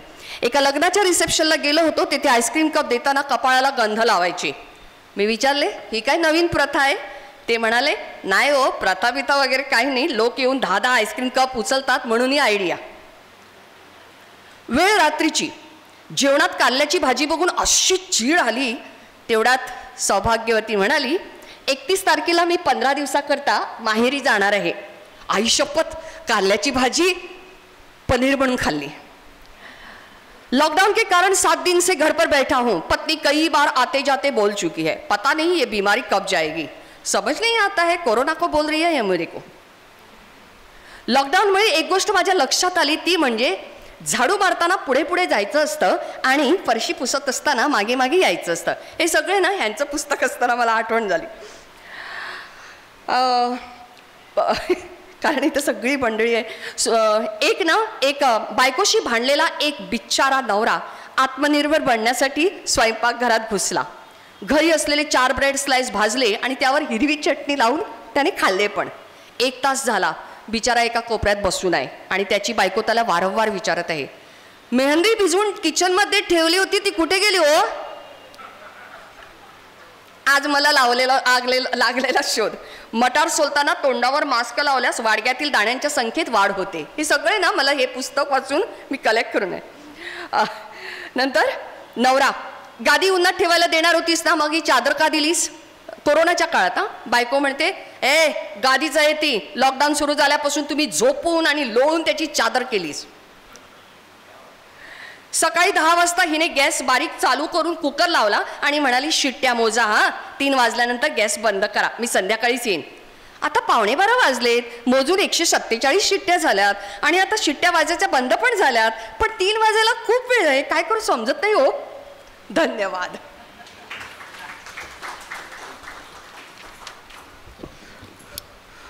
खूप छान. मी ओळख करून देताना सांगितलं की त्या डबिंग आर्टिस्ट आहेत, व्हॉइस ओव्हर आर्टिस्ट आहेत. तर हे पुस्तक, मातकरांनी लिहिलेलं पुस्तक, एक व्हॉइस ओव्हर आर्टिस्ट जेव्हा वाचतो तेव्हा कसं असेल त्याची एक चांगली झलक आपल्याला ऐकायला मिळाली. मला वाटतं सर तुमचं हे पुस्तक ऑडिओ बुक फॉर्मॅटमध्ये आलं पाहिजे आणि त्यासाठी चारी मॅडमची मदत होऊ शकेल. कारण तोच प्रसंग जो आपण नॉर्मली वाचला असता तो इनॅक्ट करून अशा तऱ्हेने आपल्या पुढे सादर केला गेला की ते कॅरेक्टर्स क्षणभरासाठी आपल्या पुढे उभी राहिली. आणि त्यासाठी एकदा चारी मॅडमचं आपण टाळ्या वाजवून कौतुक करूया. आणि आता वेळ झाली आहे आजच्या कार्यक्रमाचे अध्यक्ष माननीय अशोक बागवे यांचे विचार ऐकण्याची. अशोक बागवे सर 25 वर्षाहून अधिक काळ ज्यांनी मराठी रसिकांच्या मनावर राज्य केलेले आहे. भागवे सरांच्या कविता ह्यांचा आपण नियमित आस्वाद घेतला आहे. अनेक नाटकं त्यांनी लिहिली आहेत. 5 नाटकं, 10 एकांकिका, दूरदर्शन आणि आकाशवाणीवर त्यांनी अनेक कार्यक्रम केले आहेत. आसपास, बोरू म्हणे, मुंबई सकाळ यासारखे अनेक सदरलेखन त्यांनी केलं आहे. लोकप्रवाहामध्ये त्यांची नाट्यपरीक्षणं आलेली आहेत. 84 आणि 86व्या अखिल भारतीय मराठी साहित्य संमेलनात त्यांनी निमंत्रित कवी संमेलनाचे अध्यक्षपद भूषवलं आहे. पैसायदान कालचे आणि आजचे या विषयावर त्यांनी सुमारे 400 व्याख्यानं दिली आहेत. गर्दनिळा गगन झुला, मला फुलायचे आता, चाफ्यांचे शिंपण, लावण्यखणी, पाऊस रंग यासारखे त्यांचे अल्बम्स CD स्वरूपात प्रकाशित झाले आहेत. 4 दिवस सासूचे, अकल्पित, फक्त तुझ्यासाठी अशा अनेक मालिकांची शीर्षक गीतं त्यांनी लिहिली आहे. खेळ मांडला, गोजिरी, शर्यत, संदूक, मुक्कामपोस्ट लंडन अशा अनेक चित्रपटांसाठी त्यांनी गीतलेखनही केलं आहे. महाराष्ट्र शासनाचा सर्वोत्कृष्ट कविता संग्रहाचा केशवसूत पुरस्कार त्यांना लाभलेला आहे. बालकवी पुरस्कार मिळाला आहे. महाराष्ट्र शासनाचा सर्वोत्कृष्ट गीतकारासाठी गदिमा पुरस्कार त्यांना मिळाला आहे. झी गौरवचा 2007चा सर्वोत्कृष्ट गीतकार पुरस्कार त्यांना मिळाला आहे. याशिवाय जनकवी P. सावळाराम स्मृती पुरस्कार, शाहीर दादा कोंडके पुरस्कार असे अनेक पुरस्कार त्यांना मिळाले आहेत. सरांचा पूर्ण परिचय वाचला तर कदाचित अजून 1-1.5 तास एवढं त्यांचं लिखाण आहे. मी एक गोष्ट आवर्जून सांगू इच्छितो ज्याच्यातनं त्यांच्या प्रतिभेची कल्पना येईल. एरवी नॉर्मली आपलं पुस्तक जेव्हा प्रकाशित होतं मागच्या पानाला मलपृष्ठ म्हणतात आणि त्याच्यावर लेखकाचं मनोगत लिहिलं असतं. सरांचं नुकतंच पुस्तक प्रकाशित झालं नाट्य स्वधर्म. मलपृष्ठसारखं घाणेरडं नाव न देता त्याला पाठ राखण असं सुंदर नाव त्यांनी दिलेलं आहे. यावरूनच त्यांच्या प्रतिभेची कल्पना आपल्याला येते. सरांबरोबर काम करण्याची नुकतीच मला संधी मिळाली आणि अनेकदा त्यांच्या कविता आणि गाण्यांचा मीही आस्वाद घेतला आहे. अनेक कार्यक्रमातून त्यांची भाषणं ऐकली आहेत आणि ती संधी आता पुन्हा एकदा आपल्याला मिळते आहे. तेव्हा ऐकूया अशोक बागवे सरांना.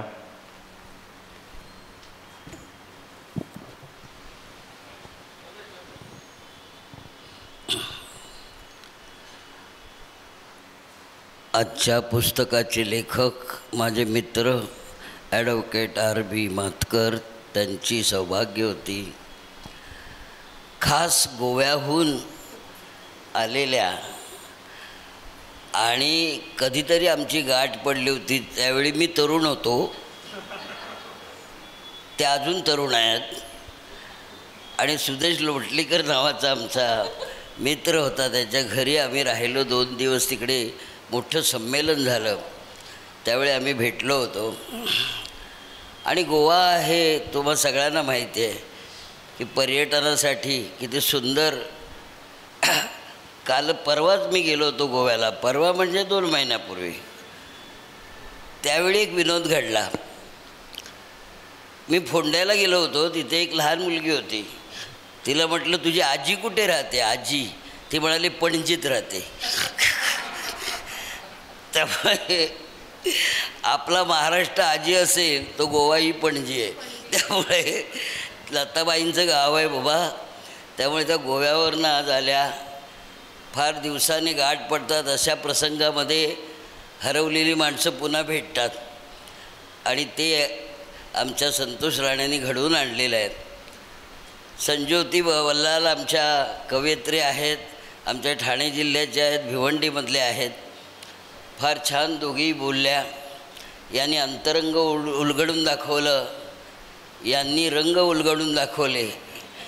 आता मला उरलं आहे तरंग.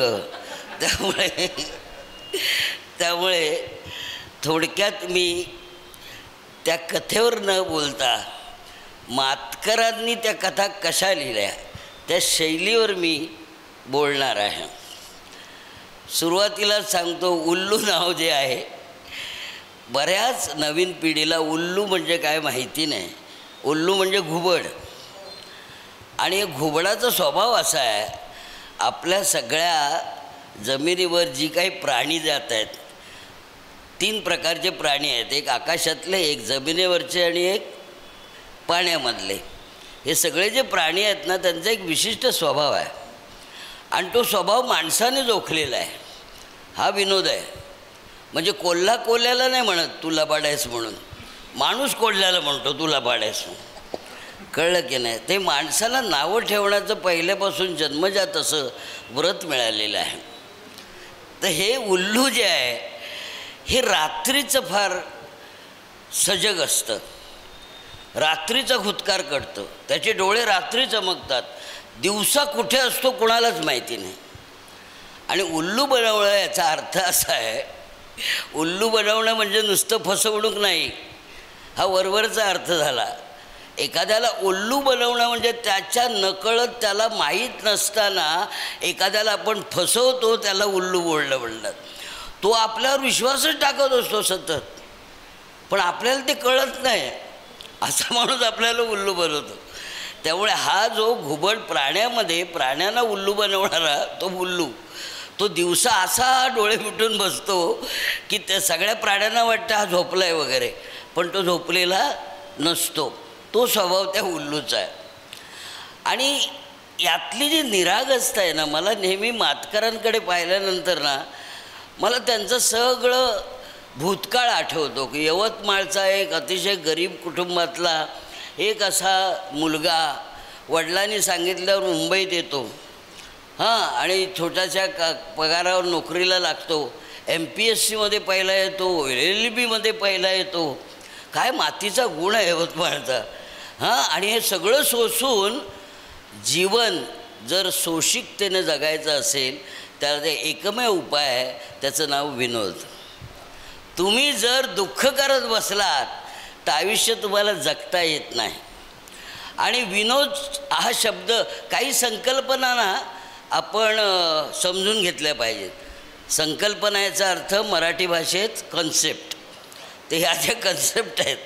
आणि आज काय गंमत आहे बघा की त्यांच्या घरातली मंडळी आलेत, दोस्त मंडळी आलेत, महाराष्ट्रातले मोठे मोठे कवी आलेत. आज सतीश सोळांपूरकर इथे बसलेले आहेत, विजय जोशी डोंबिवलीचे जे वृत्त वगैरे सगळं शिकवतात ते आहेत, आमचा प्रकाश पोळ तिथे बसला आहे, त्याच्यामागे बाळासाहेब तोरसकर आहेत, मनीषा पंडित आहे या आमच्या पंडितची पत्नी, तिच्या नावातच मजा आहे, प्रज्ञा आणि पंडित एकत्र अशी ती आहे. आणि तुम्ही सगळे आहात. तर संकल्पना, पहिलं विनोद म्हणजे काय ते समजून घेऊया आपण. सगळ्यात ढ माणूस कोण माहीत आहे? सगळ्यात ढ माणूस जो नापास होतो तो नाही, जो परीक्षेत मागे राहतो तो ढ नाही, ज्याला पळता येत नाही तो ढ नाही, जो गप्प बसतो तो ढ नाही. ज्या भाषेत तो जन्माला आलेला आहे त्यातला विनोद ज्याला कळत नाही त्या माणसाला ढ म्हणतात. ह्या सगळीच गोष्ट महत्त्वाची लक्षात ठेवा. कारण विनोद या शब्दाचा अर्थच आहे, नुद हा धातू आहे संस्कृत, नुद, विनुद. त्या नुद याचा अर्थ नोंद घेणे, आणि वि म्हणजे विशेष. विशेष ज्यावेळी आपण नोंद घेतो ना त्याच्यातून विनोद निर्माण होतो. विनोदाची ही व्याख्या आहे. आणि कसं पाहिल्यावर, ते ह्या माणसाकडे पाहिल्यावर मला लक्षात येतं की तिरकसपणे पाहण्याची चौकस बुद्धी ज्याला आहे त्याला मातकर म्हणतात. तिरकस बघत असतात नेहमी, कुठल्याही अनुभवाकडे तिरकस बघणे. आणि हे जे आहे ना, माझ्याकडे बघा ते येतील आपोआप. तर गंमत अशी आहे की हा जो निरागसपणा आहे ना, आपल्याकडे विनोद हा नुसता भाषेतून निर्माण होत नाही. जो भाषेतून निर्माण होतो ना विनोद, त्याला आपण भाषा वापरतो, पण प्रसंगनिष्ठ विनोद हा सगळ्यात मोठा विनोद आहे. शाब्दिक कोट्या करणं हे फार मोठं लक्षण नाही आहे, कळलं की नाही. पण लहान मूल ज्यावेळी विनोद करतं ना आणि त्याला कळत नाही की मी विनोद केला आहे, असा लेखक असला पाहिजे. की मी विनोद केला आहे हे मी जरी केलेला असलो तर मी हसत नाही, हसणारा समोरचा माणूस असला पाहिजे. आणि हसू आणि आसू, अश्रू आणि हसू हे मुद्दामून कुणालाही काढता येत नाही. बाकीच्या भावना तुम्ही नाटकात दाखवू शकता, द्वेष दाखवू शकता, आनंद दाखवू शकता, पण हसू आणि आसू या दोन गोष्टी प्रसंग घडल्याशिवाय येत नाही. त्यामुळे सकाळी बागेत जाऊन जे मुद्दाम हसतात ना, त्यांना बघून आपल्याला हसायला येतं. हे सगळं महत्त्व. म्हणजे ते तसं करत राहोत, कारण त्यासाठी आम्हाला हसायला येतं. ते मुद्दामून हसत राहतात हॅ करून. ह्याने काही दुःख दूर होत नाही. ते अडाणी लोक आहेत, कोणी इथे असले तरी. पण गंमत अशी आहे की जे हास्य निरागस आहे. निरागस म्हणजे कसं माहिती आहे का, लहान मुलं असतात ना, लहान मुलं 2 वर्षाची लहान मुलं असेपर्यंत इतकी निरागस असतात आणि नंतर त्याचे पालक त्यांना अतिशय गंभीरपणे बिघडवत असतात. एक तुम्हाला प्रसंग सांगतो. एका 2 वर्षाच्या मुलाला त्यांच्या वडिलांनी सांगितलं, बाजूचे काका आले तर त्यांना सांग मी घरी नाही. बाबा घरी येतात, काकांना काय सांगायचं, मी घरी नाही. तो बालक इतका निरागस आहे, ते काका आल्यानंतर म्हणाला, अहो काका बाबा घरात आहेत पण ते घरात नाहीत असं मला सांगायला सांगितलं आहे. याला म्हणतात निरागस विनोद. हा जो निरागसपणा आहे ना, हा निरागसपणा यांच्या विनोदात आहे. मुद्दामून केलेले विनोद नाही आहेत. मुद्दामून विनोद करतात त्याला कोट्या म्हणतात. पु ल देशपांडेंची एक कोटी सांगतो म्हणजे तुम्हाला कळेल. एकदा पुलंना विचारलं की तुमच्या आपल्या पाश्चात्य संस्कृती आणि आपली संस्कृती याच्यामध्ये फरक काय. पुलंनी पटकन उत्तर दिलं, पाश्चात्य संस्कृतीला द्राक्ष संस्कृती म्हणतात आणि आमच्या संस्कृतीला रुद्राक्ष संस्कृती म्हणतात.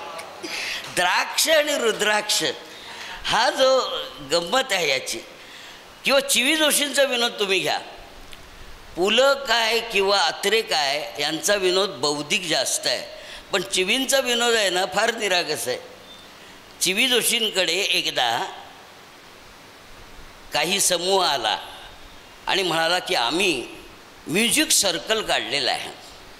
म्युझिक सर्कल, ते ह्याला मराठी नाव आम्हाला सुचत नाही, तर मराठी नाव द्याल का. चिवी जोशी म्हणाले अगदी सरळ आहे हो, काय तुमचं नाव आहे. म्हणाले म्युझिकल सर्कल ना, मराठीत नाव ठेवा संगीताचं वाटोळं. हे जे सगळे विनोद आहेत हे विनोद शाब्दिक असतात आणि ते शब्दाचे वेगळे अर्थ. आता पुन्हा मी शिक्षक असल्यामुळे बरं का, त्यामुळे तुम्हाला सांगतो की शब्दाला 3 अर्थ असतात. एक वाच्यार्थ, एक लक्ष्यार्थ आणि एक व्यंग्यार्थ. हां, आता मी भाषण करीत आहे हा वाच्यार्थ आहे, ह्याला वाच्यार्थ असं म्हणतात. पण मी जर असं म्हटलं मी पु ल वाचले, पु ल वाचले याचा अर्थ पुलंना बसून ठेवलं, त्यांचे डोळे बघितले, हातपाय बघितले असं नाही. इथे लक्ष्यार्थ आहे की पु ल वाचले याचा अर्थ पुलंची मी वाचले, याला लक्ष्यार्थ म्हणतात. आणि तिसरा जो अर्थ आहे व्यंग्यार्थ, याच्यामध्ये दडवलेला अर्थ असतो की मी घरगंगेच्या काठी. घरगंगेच्या काठी याचा वाच्यार्थ असा की गंगेच्या काठावर माझं घर आहे. अर्थ असा की गंगेचं सगळं पावित्र्य माझ्या घरात आहे, याला म्हणतात व्यंग्यार्थ. आता हा वाच्यार्थ, लक्ष्यार्थ आणि व्यंग्यार्थ, या व्यंग्यार्थाचं विनोदाशी अतिशय सख्य आहे. याला वक्रोक्ती असं म्हणतात. विनोद जो होतो व्यंग्यार्थामधून त्याला वक्रोक्ती असं म्हणतात. आणि ही जी वक्रोक्ती असते म्हणजे ह्याला आपण मराठीत वक्रोक्ती म्हणतो, हिंदीमध्ये याला व्यंग म्हणतात आणि इंग्लिशमध्ये सटायर म्हणतात. हां, आता हे सगळे वेगवेगळे गोष्ट आहेत लक्षात ठेवा. इंग्लिशमध्ये सिलीबीट नावाची एक गोष्ट आहे जी आपल्या मराठीत नाही, कारण आपण सिल्ली नाही आहोत म्हणून सिलीबीट. काय सांगतो गंमत, सिलीबीट कधी कधी याच्या पुस्तकात मला जरा जाणवलं आणि मला मजा वाटली की वा, असाही प्रकार जे मराठीत फार कमी आहेत. सिलीबीट नाहीच आहे जवळजवळ. सिलीबीट म्हणजे सांगतो काय की एका वाक्याचा दुसऱ्या वाक्याशी काही संबंध नसणं. समजा बाईने विचारलं वर्गात बेदुणे किती, मुलगा म्हणाला 4. बरोबर आहे, लॉजिकली बरोबर आहे हो की नाही.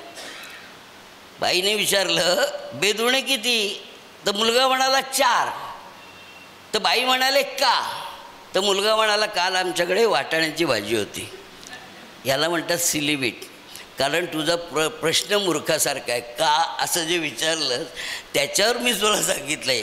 तुम्ही पांडू हवालदार पाहिला असेल सिनेमा. पांडू हवालदारमध्ये बरेचसे अशोक सराफने केलेले सिलीबीट आहेत. म्हणजे त्याला एक घड्याळ सापडतं नवीन, बरं का. आणि तो असा बांधतो हातावर मस्तपैकी, आणि बांधून असा चालतो की जसं काय मला फार मोठं मिळालेलं आहे, बरं का. आणि घड्याळातलं काय समजत नाही त्याला. तर समोरून एक माणूस येतो आणि विचारतो, हवालदार साहेब किती वाजले? किती वाजले? काय किती वाजले? सूर्य बिर्य घड्याळ बिड्याळ समजलं चाललं. याला म्हणतात सिलीबीट. हा जो सिलीबीट आहे, हा सिलीबीट मराठीमध्ये बराचसा नाही. मी हे वाचल्यानंतर मला कळलं की ह्याच्या समान धर्मा म्हणजे यांचा विनोद निरागस जास्त आहे. आणि निरागस जे असतं ना ते पवित्र असतं. मुद्दामून केलेलं असतं त्यामध्ये गोंधळ असतो.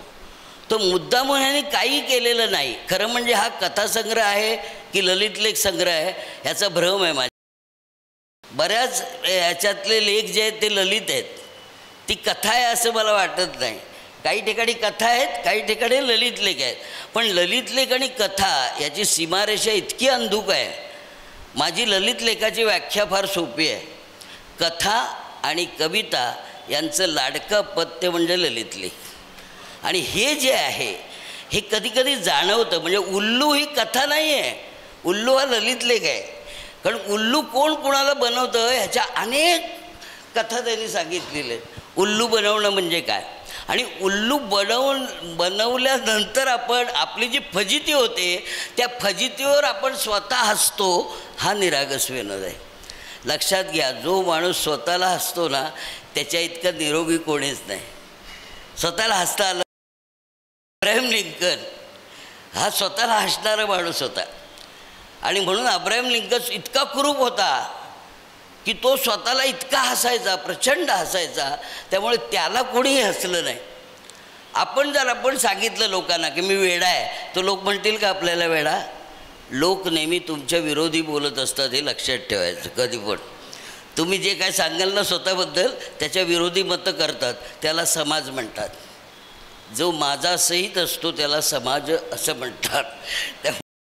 त्या गोष्टी आहेत या तिरकसपणे पाहिल्याशिवाय लक्षात येत नाही. आणि म्हणून यातल्या ज्या कथा आहेत ना त्या कथा कुठल्या तरी प्रसंगातून ह्यांना सापडलेली तत्त्व आहेत. एखादा प्रसंग घडला, मग वकिलीत घडो, आजू घडो, सोसायटीमध्ये घडो, नातेवाईकांमध्ये घडो, ते सगळं टिपणं जे आहे ना आपल्याला पण कळतं. पण ही जी वेगळी नजर असते ना त्यातलं टिपणं म्हणजे खऱ्या लेखकाच्या मनामध्ये खऱ्या लेखकाच्या मनामध्ये अनुभव टिपण्याचा टिप कागद अगोदर तयार असतो. बाहेरचे कागद नंतर येतात. तो जो टिप कागद आहे त्या टिप कागदामध्ये ते जे सगळं टिपलेलं असतं आणि मग ते उतरून काढताना त्रास होत नाही. कारण मुद्दामहून लिहिताना प्रचंड त्रास होतो. पानं वटे जैसे आपणच धावे. समर्थ रामदासांची ओळ आहे हो. समर्थ रामदासांनी प्रेमाविषयी लिहिलं आहे. कोणाला खरं पण वाटणार नाही की समर्थ रामदास मनाचे श्लोक लिहिणारे प्रेमावर लिहितात. प्रीतीची लक्षणे ऐसे अंतरी उठे अनायासे की पाणवटे जैसे आपणच धावे. तो विनोद हा पाणवटे जैसे आपणच द्यावे पाहिजे. त्याला रिमोट कंट्रोल असता कामा नाही. आता मी विनोद दिवाणखान्यात नेतो आहे, आता मी विनोद शयनगृहात नेतो आहे. असलं लेखकाला करून उपयोग नाही. पाण्याचा प्रवाह जसा असतो मग त्याला भाषा लागत नाही, भाषा सहज येते. भाषा सहज जी येते ना त्यातून विनोद निर्माण होतो. क्लिष्ट असेल आणि कळलाच नाही तर उपयोग काय त्या विनोदाचा. आणि म्हणून याच्यातले जे दोन ललित लेख म्हणा, कथा म्हणा, काही म्हणा, शेवटी लोक नाव ठेवतातच. ही कथा नाही, हे ललित लेख आहे, ललित नाही कथा लिहिले ना, वाच ना. ते महत्त्वाचं आहे ना. आपण काय समीक्षक नाही आहोत, आपण रसिक आहोत. जे काय आहे पुण्यात वाढलं आहे त्या अन्नावर टीका कधी करू नये ना. आई मारेल की नाही कानफाडात, भाजी तिखट झाल्या आई, गधड्या गिळ, बरोबर की नाही. हे आईचं वाक्य असतं. त्यामुळे हे जे काय आपल्याला वाढून ठेवलेलं आहे उल्लू नावाच्या आणि इतर कथेमध्ये, त्याच्यामध्ये आपण काय टिपतो आहे आपल्याला. आणि या विनोदाची आणखी एक गंमत सांगतो तुम्हाला. बौद्धिक विनोद पुन्हा वाचून हसायला येत नाही. बघा, मी फार गंभीर वाक्य बोललो आहे. बौद्धिक विनोद हा गणितासारखा असतो. एकदा गणित सुटल्यानंतर पुन्हा गणित सोडवायला मूल धजत नाही किंवा त्यातून त्याला आनंद मिळत नाही. तो बौद्धिक विनोद आहे. हा सहज असल्यामुळे हा पुन्हा पुन्हा पुन्हा पुन्हा वाचल्यानंतर वेगवेगळे कंगोरे कळतात आपल्याला, लपवलेलं कळतं. मी नेहमी माझ्या विद्यार्थ्यांना सांगतो. आता आमचा हा डॉक्टर संतोष राणे हा आमचा विद्यार्थी आहे, त्यामुळे तो चांगला आहे. माझा विद्यार्थी आहे. तर आता आहेत की बघा, एका लेखिकेला पाहिलेलं नाही, हां, फक्त टेलिफोनवर आहे. कशी लिहिते काय लिहिते फक्त याच्यातनं कळतं. आणि त्या स्त्रीची, त्या लेखिकेची पुस्तकं छापण्याचा जो काही मोठेपणा आहे ते त्याचं मन आपण जाणावं. कारण प्रकाशनाचं नाव शारदा आहे आणि शारदा हे फार महत्त्वाची गोष्ट आहे. सरस्वती ही कधी फसवत नाही तुम्हाला. सरस्वती आपोआप प्रकट होते. तुम्हाला आणखी एक विनोद सांगतो सरस्वती आणि लक्ष्मीचा, मला आठवला आता. हां, काय असतं माहीत आहे, हे तिरकस बघणं आहे ना, हे लेखकाचं समजून घेऊया आपण. आता ही घडवलेली गोष्ट आहे की एकदा लक्ष्मी आणि सरस्वती वायुमार्गे जाता जाता भेटल्यानंतर सरस्वती लक्ष्मीला म्हणाली, काय म्हणाली की अगं माझ्या पुत्रांकडे तू कधीच येत नाहीस. जे सरस्वती पुत्र म्हणजे लेखक यांच्याकडे पैसा नसतो ना. हां, मग ती सरस्वती म्हणाली तू लक्ष्मी आहेस आणि तू माझ्या लेखांकडे काय येत नाही. तर लक्ष्मीने दिलेलं उत्तर फार सुंदर आहे. लक्ष्मी म्हणाली तुझे लेख सरस्वती पुत्र एवढे हुशार आहेत, एवढे काय म्हणतात त्याला विद्वान आहेत, हां, की ते मला खेचून आणतील हो, पण माझ्या पुत्राकडे तू कधीच येऊ शकणार नाहीस. सरस्वती कधीच येऊ शकणार नाही धनिकांकडे. तर हे जे आहे हा जो दिरागसपणा आहे, म्हणजे तुम्ही कल्पनेने जरी रंगवलं तरी त्या कल्पनेमध्ये जडजंबाल असता कामा नये. त्यामध्ये तत्वच आणि विनोदाच्या मागे नेहमी एक तत्त्व दडलेलं असतं. आचार्य अत्र्यांचं वाक्य सांगतो, फार महत्त्वाचं वाक्य आहे जे समीक्षकांना पण कळत नाही. ते वाक्य असं की विनोद ही साहित्यातली अहिंसा आहे, असं आचार्य अत्र्यानं म्हटलेलं आहे. अहिंसा आहे म्हणजे न मारता न झोडता एखाद्याला सरळ करता येतं, त्याला विनोद म्हणतात. बरोबर. आणि मराठी भाषा अशी आहे ना, आपण एखाद्याला मूर्ख म्हणायचं असेल, मूर्ख म्हटलं की कोर्टात जाईल ना, तुम्ही केस लढवाल. पण मी मराठी भाषिक असल्यावर मी काय म्हणाल, आपण फार विद्वान आहात. काय करणार तो, मला म्हणायचं मूर्ख आलं की नाही, आपण फारच विद्वान आहात, तो कोर्टात पण जाऊ शकत नाही. ही जी भाषेची गंमत आहे ते गंमत, ती विनोदात जेवढी पकडता येते ना. म्हणून लक्षात ठेवा, विनोद सगळ्या लेखकांना करता येत नाही, लिहिता येत नाही. पण आपल्याकडे दुर्भाग्य असं की विनोदी लेखकाला आपण तो मोठा पुरस्कार देत नाही. जो कुसुमाग्रजांना कुठला मिळाला, तो ज्ञानपीठ. ही एक गंमत आहे, हा पण विनोद आहे. ज्ञानपीठ कधीही कुठल्याही विनोदी लेखकाला देत नाहीत.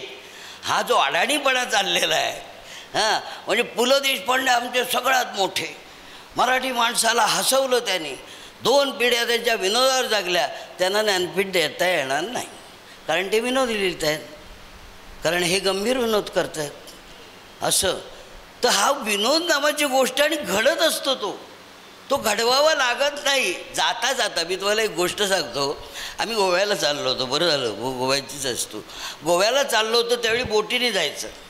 बोटीने आम्ही चाललो होतो, आम्ही सगळे कुटुंब होतो. माझा पुतण्या होता लहान एवढा 5 वर्षाचा, आणि आम्ही केळी खाल्ली आणि साल आम्ही पाण्यात टाकली.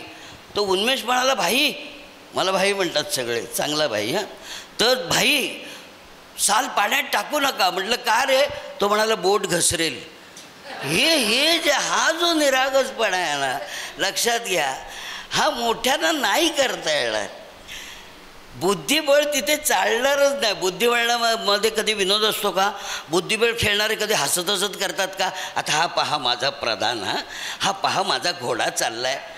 ते प्रचंड गंभीर, म्हणजे गंभीर आयुष्यात जन्माला येतानाच गंभीर आहेत की काय असं वाटतं बुद्धिबळ खेळताना. त्यामुळे बुद्धीचा याच्याशी काही संबंध नाही. जी भावना आहे ना, भावना काय आहे माहीत आहे, आपण ज्ञानेश्वरी वाचत नाही हो. आपल्या घरामध्ये सगळं आहे, आपल्या संतांनी सगळं सांगून ठेवलेलं आहे आणि ते आपण वाचत नाही. की भावाचा फुलोरा होतो जाये मतीवरी, अर्थू बोलाची वाट न पाहे, ते तर अभिप्राय विये, भावाचा फुलोरा होतो जाये मतीवरी. ज्यावेळी तुमच्या मतीवर म्हणजे बुद्धीवर भावनेचा फुलोरा येतो त्यावेळी बुद्धी नम्र होते. तिथे लेखकाचा जन्म आहे. नुसतं बुद्धीने सांगणं हे लेखकाचा जन्म नाही. हा लेखक त्यासाठी नाही आहे. आणि म्हणून हे किती वकील जरी असले कोर्टात, काय नाव आहे ना वकील, वकीलमध्ये किल हा शब्द आहे, बरोबर की नाही? Killer, they are killer. खऱ्याचे खोटे करणे, खोट्याचे खरे करणे तुम्ही सोडून, हे वकिलाचं काम आहे, हो की नाही? पण तो वकील, तो खऱ्याचं खोटं करणारा बाहेर, हे बाहेर आले एकदा त्या कामधंद्यावरनं सुटले. लक्षात घ्यावा, पुन्हा पु ल देशपांडे म्हणाले जीविका वेगळी आणि उपजीविका वेगळी. उपजीविका म्हणजे पोट भरणे, पण जीविका म्हणजे तुमचा आत्म्याचा उच्चार तुम्ही करणं दुसऱ्याकडे, समोरच्या माणसाकडे आत्म्याचा उच्चार करणं, याला जीविका म्हणतात. आणि जीविका आपण विसरतो, आपण उपजीविकेमध्ये सगळं घालतो. हा माणूस असा आहे की एकदा केस लढवल्यानंतर बाहेर पडला की ह्याला विरोधाचे सगळे धुबारे फुटतात, बरोबर की नाही? आणि आपल्याकडे आडनाव पण असे येतो, ज्याला टक्कल असतं त्याचं नाव केसकर असं पण असतं ना, हो की नाही? आता गंमत अशी आहे, त्या दिवशी परवा गोव्यामध्ये गेलो तर हल्ली आपलं हे बघत नाहीत ना, म्हणजे सह्या पूर्वी घ्यायचे ना, आता सह्या बंद आल्या, आता सेल्फी. हां, मग माझ्यावर सेल्फी अशी काढत होते. मी सेल्फीज असल्यामुळे उभं राहिलो आणि मग तिला विचारलं बेटा तुझं नाव काय? ती म्हणते सुमिक्षा. आता मी भाषेचा माणूस असल्यामुळे मला लगेच त्यातलं आतलं सगळं कळतं. मी लागलो हसायला. कोणी नाव ठेवलं म्हणे तुझं? आईने ठेवलं, बाबांनी ठेवलं. आईबाबांना विचार अर्थ माहिती आहे का? नाही. म्हटलं पुन्हा सांग, समीक्षा की सुमिक्षा? ती म्हणाली नाही सुमिक्षा. अरे म्हटलं इक्ष म्हणजे डोळा, सुम अधिक इक्ष, सुम म्हणजे फूल, म्हणजे तुझ्या डोळ्यात फूल पडले अशी तू आहेस का? आत्ताच्या मुलांची नावं ठेवताना उच्चारता पण येत नाही हो. आमच्या वेळी बरं होतं, दगडूजी, धोंडूजी, तानाजी, शिवाजी. शिवाजीचं नाव विप्लव असतं तर केली असते आपण जयंती. विप्लव महाराज की जय, जोरच आला नसता. आपली भाषा रागडी आहे ना, तशी आपली नावं रागडी पाहिजेत. आपण उगाचच इंग्लिशच्या नादी लागून, इंग्लिश ही ज्ञानाची खिडकी आहे आम्हाला माहिती आहे, त्याच्यामध्ये ज्ञान आहे आम्हाला माहिती आहे. आमची खिडकी जरी इंग्रजी असली तरी दरवाजा तर मराठीचा ठेवा ना. दरवाजा मराठी पाहिजे ना. तिथून येतो त्याला यजमान म्हणतात, खिडकीतून येतो त्याला चोर म्हणतात. हां, त्यामुळे हे जे मराठी भाषेतलं हे काय म्हणतात धन आहे, ही संपुष्टातली ठेव आहे. हे ज्यावेळी विनोदी लेखक म्हटला की मी नतमस्तकच होतो त्याच्याशी, कारण मला पण विनोद जरा लिहिता येतो म्हणून. हां, कारण का माहिती आहे, जे साध्य नाही ते साध्य. गंभीर लिहिणं फार सोपं आहे, जसं न कळणारं लिहिणं फार सोपं आहे. कवितेमध्ये बघा, काल तो कविता दिन होता, बापरे मी दीन झालो वाचून. एवढ्या कविता. मग मी आणि सतीशने ठरवलं, विजय, आम्ही म्हटलं कविता न करण्याचा दिन यायला पाहिजे, जागतिक कविता न करण्याचा दिन. असं एवढं त्रास देतात हो. त्यामुळे काय म्हणतं, कविता लिहिणं सोपं आहे. त्यामुळे सगळ्यात मोठं पीक येत असेल ते कवितेचं. तुमचं पुढचा संग्रहांचा कविता संग्रहच आहे, लक्षात घ्या. हे आताच मला कळलं. बसल्या बसल्या. पण विनोदी लिहिणं याच्यासाठी जे बुद्धीचा फुलोरा लागतो ना, तिथे त्याला वेगळे अंकुर फुटावे लागतात. तिथे जडजंबाल गंभीरपणे लिहिणं नाही. त्यामुळे न कळणारं लिहिणं फार सोपं आहे. मी म्हटलं मगाशी, मग आमचा एक कवी होता, तो कवी म्हणाला आता मी कविता वाचून दाखवतो. म्हटलं ठीक आहे, 10 पावलं मागे हो, कारण ते फार आवाज असा येतो ना ऐकायला. तो म्हणाला आता सरपाळलाय फांदीमधला पहाड. म्हटलं म्हणजे मराठीत शब्द आहेत ना, आता म्हणजे आता अलीकडे, सरपाळलाय, फांदी माहिती आहे, पहाड पण माहिती आहे, पण आता सरपाळलाय फांदीमधला पहाड म्हणजे काय? असा विनोद होऊ शकतो? विनोदात हे चालेल? हसायला येईल का? नाही येणार ना, त्याला अजिबात हसायला येणार नाही. तर हसू आणि आसू या 2 गोष्टी ज्या आहेत त्या भाषेने तुम्हाला एखाद्या हृदयापर्यंत पोचल्यानंतर येतात. आणि त्यातल्या त्यात पुन्हा आसूपेक्षा हसू कठीण आहे, कारण निरागस मुलाला तुम्ही शब्दाने हसू शकत नाही. तुम्ही 2 वर्षाचं मूल पहा, मुंगी जरी चालली तरी ते हसतं, असं हातपाय असं करतं आणि हसतं. आणि आपण मोठे जर मुंगी बघून हसायला लागले तर त्याला वेडं म्हणतात. म्हणजे आपण मोठं होऊन विनोदाला पारखे झालो आहे की काय?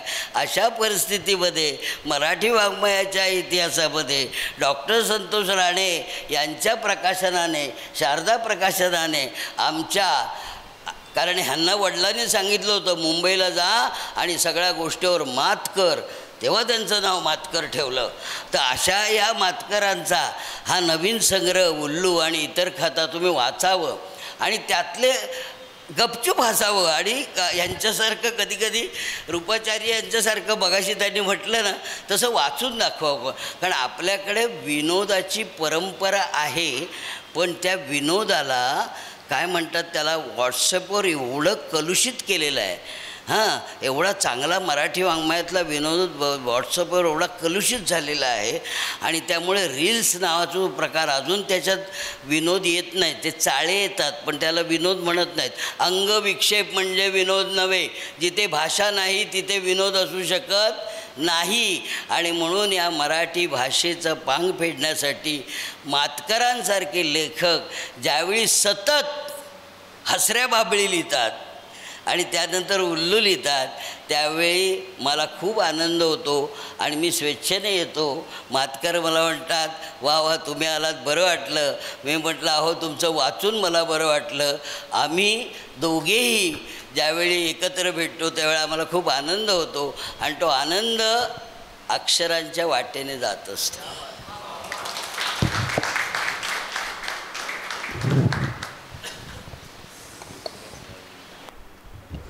धन्यवाद.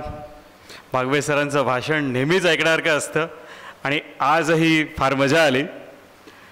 आता आपण कार्यक्रमाच्या समारोपाकडे वळतोय. जसं सरांनी सांगितलं की हे मराठी भाषेचं धन आपल्याला जपायचं आहे, न्यायचं आहे पुढे, तर ते धन, आजचं धन मागे काउंटरवर उपलब्ध आहे.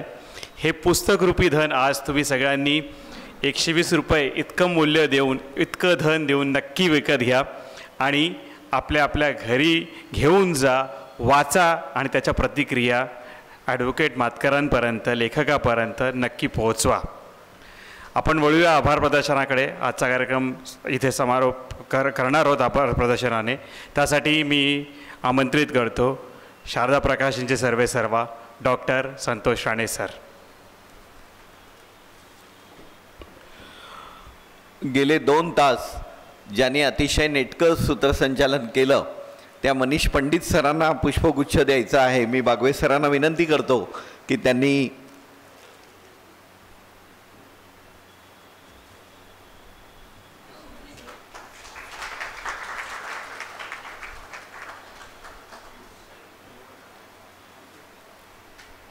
कविवर्य अशोक बागवे सर प्रत्येक कार्यक्रमात त्यांना निमंत्रण दिलं की ते कॅलेंडर बघून दुसरा कार्यक्रम आहे की नाही, आणि मातकर सर असले तर ते कधी नाही म्हणत नाहीत, कारण आपल्या हसऱ्या बाबळी, पुन्हा हसऱ्या बाबळी दोन्ही वेळेला बागवे सर होते.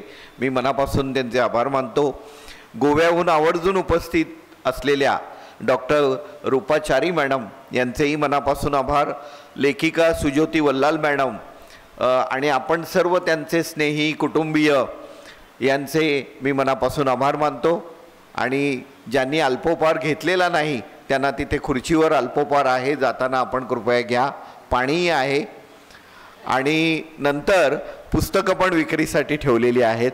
सोळंकोडकर सर उपस्थित आहेत. इथे अनेक सगळे मान्यवर कवी लेखक आहेत, त्यांचेही मनापासून आभार. आणि पुढच्या वेळी कविता संग्रहासाठी नक्की आपण भेटू. धन्यवाद.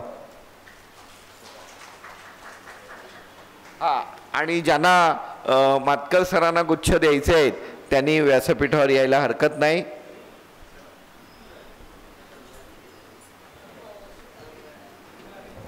याचबरोबर आजचा हा कार्यक्रम इथे संपन्न झाला असं मी जाहीर करतो. पुन्हा भेटूया पुढच्या प्रकाशन सोहळ्याच्या कार्यक्रमात. तोपर्यंत सर्वांना धन्यवाद. कृपया